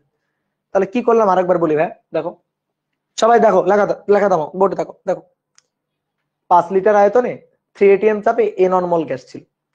3 লিটার আয়তনে 7 এটিএম চাপে n2 মোল গ্যাস ছিল। দুইজনের জন্য আলাদা আলাদা করে PV = nRT সূত্র লিখছি। টেম্পারেচারটা ফিক্সড, টেম্পারেচার কোনো পরিবর্তন নেই, কারণ টেম্পারেচারে কোনো পরিবর্তনের কথা প্রশ্নে বলেনি। আমি সূত্র লিখলাম P1 V1 = n1 RT, P2 V2 = n2 RT। লেখার পরে P1 V1 এর মান বসালাম, P1 V1 এর মান বসালাম, দুটো যোগ করলাম। দুটো যোগ করলে কি থাকলো? এখানে n1 + n2 RT থাকলো। আর এই পাশে হলো 15 + 21। এবার আসো, মিশাই ফেললে কি হলো? মিশাই ফেললে মোল সংখ্যা হয়ে গেল, টোটাল মোল সংখ্যা হয়ে গেল n1 + n2। মিশাই ফেললে কি হলো? মিশাই ফেললে আয়তন হয়ে গেল V1 + V2। মিশাই ফেললে চাপটা কি হলো? P1 + P2। না, চাপটা কিন্তু P1 + P2 হবে না। চাপটা যে P1 + P2 হবে এটা তুমি জোর দিয়ে বলতে পারো? পারো না। আয়তন V1 + V2 হবে, এটা দেখতেই পাচ্ছি। মোল সংখ্যা, টোটাল মোল সংখ্যা n1 + n2 হবে, এটা তো দেখতেই পাচ্ছি। কিন্তু প্রেসার, দুইটা প্রেসার মিলে টোটাল প্রেসার এটা হবে না। তাহলে প্রেসার কত হবে? সেই সাধারণ চাপটা কত হবে সেটা তো আমরা বের করতে চাই। তো সূত্র কি? PV = nRT। সূত্র লিখে দিলাম PV = nRT। তাহলে P এর মান সাধারণ চাপ, এই দুটো গ্যাস মিলে মিশে এখন একটাই গ্যাস এখন। তাহলে সাধারণ চাপটা P বের করতে হবে, যেখানে আয়তন বসাইতে হবে টোটাল এই পাত্রের আয়তন। তো টোটাল আয়তনটা হচ্ছে 5 লিটার আর 3 লিটার মিলে টোটাল আয়তন হয়ে গেছে 8 লিটার। তাহলে V এর মানটা 8 লিটার বসালাম। আর এই পাশে n1 + n2 RT, কিন্তু মোল সংখ্যা যে কত কত সে তো আমি জানি না। তাহলে জানি না, সমস্যা নেই। দেখো n1 + n2 * RT মানেই হচ্ছে 15 + 21। সুন্দর করে 15 + 21 এনে বসাই দিলাম। বসাই দিলে বাকি থাকলো চাপ P। তাহলে পিটা বের করে নিলাম 4.5 অ্যাটমসফিয়ারিক প্রেসার। শেষ। বুঝতে পারছো? তাহলে আজকের মতো শেষ নাকি আর আছে? তাহলে আজকের মতো শেষ। দেখো অনেকগুলো ম্যাথ করছি। কতটা ম্যাথ করলাম? 17টা ম্যাথ করে ফেলছি। ঠিক আছে, গত ক্লাসে 3টা মিলে আজকে টোটাল হইলো 17টা ম্যাথ, এবং খুবই সুন্দর সুন্দর ম্যাথ করছি। ক্লিয়ার? ভাইয়া আজকে আনমিউট করেন। আজকে আনমিউট করব না, বুঝছো? আজকে আনমিউট করব না, কারণ প্রচন্ড ঘুম দরকার। এই যে ঢাকা গেলাম, ঢাকা গিয়ে এই যে কয়দিন প্রোগ্রামের জন্য দৌড়াদৌড়ি গেল, সাথে আবার পরের দিন আবার রাজশাহী আসলাম। রাজশাহী এসে আজকে সারাদিন অফলাইন ক্লাস পড়ালাম, তারপর তোমাদের অনলাইনে ক্লাস নিলাম। ঠিক আছে, আজকে আজকে না, আজকে আনমিউট করব না। আনমিউট করলে, ঠিক আছে, যদি কিছু বলা থাকে তাড়াতাড়ি লিখে দাও, তাড়াতাড়ি লিখে দাও। এখন খাওয়া দাওয়া করে আমার ঘুমাইতে হবে, না হইলে দেখবা আমি কালকে মার্ডার হয়ে গেছি। হ্যাঁ, আর্কাইভ দিয়ে দিব, 2 দিনের মধ্যে আর্কাইভ পেয়ে যাবা। যাও, কথা দিলাম। যে কটা ক্লাস আমার আছে, বিশেষ করে যে মহাকর্ষ আছে, হ্যাঁ চতুর্থ অধ্যায় তো নেই, ফার্স্ট ইয়ারের চতুর্থ অধ্যায় নেই, মোটামুটি যে কটা আছে তোমাদের শর্ট কোর্সে আমি দিয়ে দিব। যাও। 12 নাম্বার প্রবলেম একটু বলো। 12 নম্বরে কি প্রবলেম? বলো বলো বলো। বইটা কি এক বাই লাইন ফুল মুখস্থ করে পড়বো? না, এটা বোকামি। এটা বই লাইন বাই লাইন কে মুখস্থ করে? বুঝে বুঝে পড়বা। যদি আয়তনও চাইতো তাহলে এসটিপি তে বের করতাম কি? হ্যাঁ ভাইয়া, রিফাত ভাইয়াকে চিনেন কি? বগুড়াতে ম্যাথ পড়ায়। এই তোমার রিফাত ভাই আমার রুমমেট, রিফাত ভাইকে চিনবো না কেন? তুমি বগুড়ার ছেলে। রিফাত ভাইয়া, তোমাদের রিফাত ভাইয়া আমার রুমমেট ছিল, বগুড়াতে ম্যাথ পড়াই। হ্যাঁ, আমি তো যাই মাঝে মাঝে, বগুড়া যাই তো, ওর বাসায় যাই তো। পর্যাবৃত্ত গতি আছে? হ্যাঁ পর্যাবৃত্ত গতি আছে। কাজ ক্ষমতা শক্তি দিয়ে প্লিজ। হ্যাঁ কাজ ক্ষমতা শক্তি আছে, দিয়ে দিব। পর্যাবৃত্ত গতি আছে, হ্যাঁ দিয়ে দিব। পর্যাবৃত্ত গতি দিয়ে দিব, কাজ ক্ষমতা শক্তিও দিয়ে দিব। ঠিক আছে, তাহলে আজকে শেষ। ঠিক আছে, সেপ্টেম্বরের ফার্স্ট উইকের আগেই কি এই চ্যাপ্টার শেষ হবে ভাইয়া? ইয়ার চেঞ্জ এক্সাম আছে। যদি তোমার এক্সাম থাকে, এক্সামে যদি খুব তাড়া থাকে, তাহলে তুমি আর্কাইভ থেকে ক্লাসগুলো করে নাও। আর্কাইভে তো ক্লাস দেওয়াই আছে। এই অধ্যায়ের, বুঝছো? তাড়াহুড়া করে, আমি জানি না কবে শেষ হবে, আমি আসলে টাইম ধরে ধরে বা ক্লাস ধরে ধরে পড়াই না, আমি বলতে পারবি না যে অধ্যায়ের কয়টা ক্লাস লাগবে। আমি লিখলাম একটা, আপনি পড়লেন আরেকটা। দেখি তুমি কি লিখছো, কই কই কই কই তোমার নাম কই? যদি আয়তনও চাইতো তাহলে del P R del V দিয়ে ম্যাথ করা যেত না? না, যেত না। কারণ তুমি যে গ্যাসটা বের করে নিয়ে রাখছো সেটা ডেল পি আর ডেল ভিতেই কি রাখছো, সেটা কি বলছে বলো তো? তুমি যে গ্যাসটা বের করে নিছো সেই গ্যাসটা কি তুমি ডেল পিতে রাখছো বলো? এটা তো বলেনি, সুতরাং করা যাইতো না। ঠিক আছে, সুতরাং করা যাইতো না।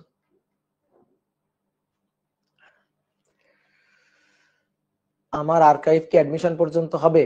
আশা করা যায় অ্যাডমিশন পর্যন্ত হবে, কিন্তু অ্যাডমিশনে ধরো ইঞ্জিনিয়ারিং অ্যাডমিশন থাকলে তোমার আরো একটু অ্যাডভান্স লেভেলের প্রবলেম সলভ করার টেকনিক জানতে হবে ভাই।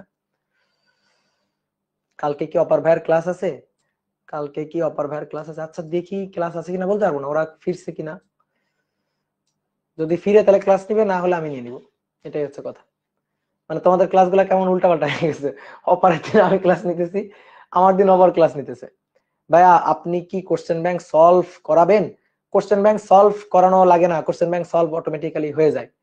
তুমি আমি যে অধ্যায় পড়াবো সেই অধ্যায় পড়ানোর পরে কোশ্চেন ব্যাংক ধরবা, দেখবা কোশ্চেন ব্যাংক পানি পানি হয়ে গেছে। কোশ্চেন ব্যাংকে এমন কোনো প্রবলেম নেই যে প্রবলেম ক্লাসে আর করানো হয়নি, বুঝছো? কোশ্চেন ব্যাংক তামা তামা হয়ে গেছে। কোশ্চেন ব্যাংক করার পরে আমরা এইটা করি, বুঝছো? এই যে এইটা দেখছো, দেখছো এটা দেখো, এই যে কোশ্চেন ব্যাংক তো তামা তামা হয়ে যায়, তারপরে এইটাও তামা তামা হয়ে যায়। ক্লিয়ার? শুধু পাশে লেখা থাকে না যে কোশ্চেনটা কত সালে কোথায় আসছে, এটা লেখা থাকে না, তাই ছাড়া সব হয়ে যায়।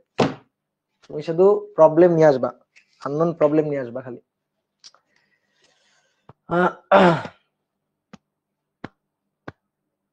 ওকে, তাহলে এখন বিদায়। আবার জিজ্ঞেস করে আর কয়টা ক্লাস লাগবে। ভাই আপনার কি তাপগতিবিদ্যার ক্লাস আছে? এই পাগল, তাপগতিবিদ্যার ক্লাস তো ইউটিউবেই দেওয়া আছে। তাপগতিবিদ্যার ক্লাস তো ইউটিউবেই ফ্রি দেওয়া আছে, যাও ইউটিউব থেকে করো। ওকে, টাটা টাটা টাটা, ঘুম লাগবে, ঘুম।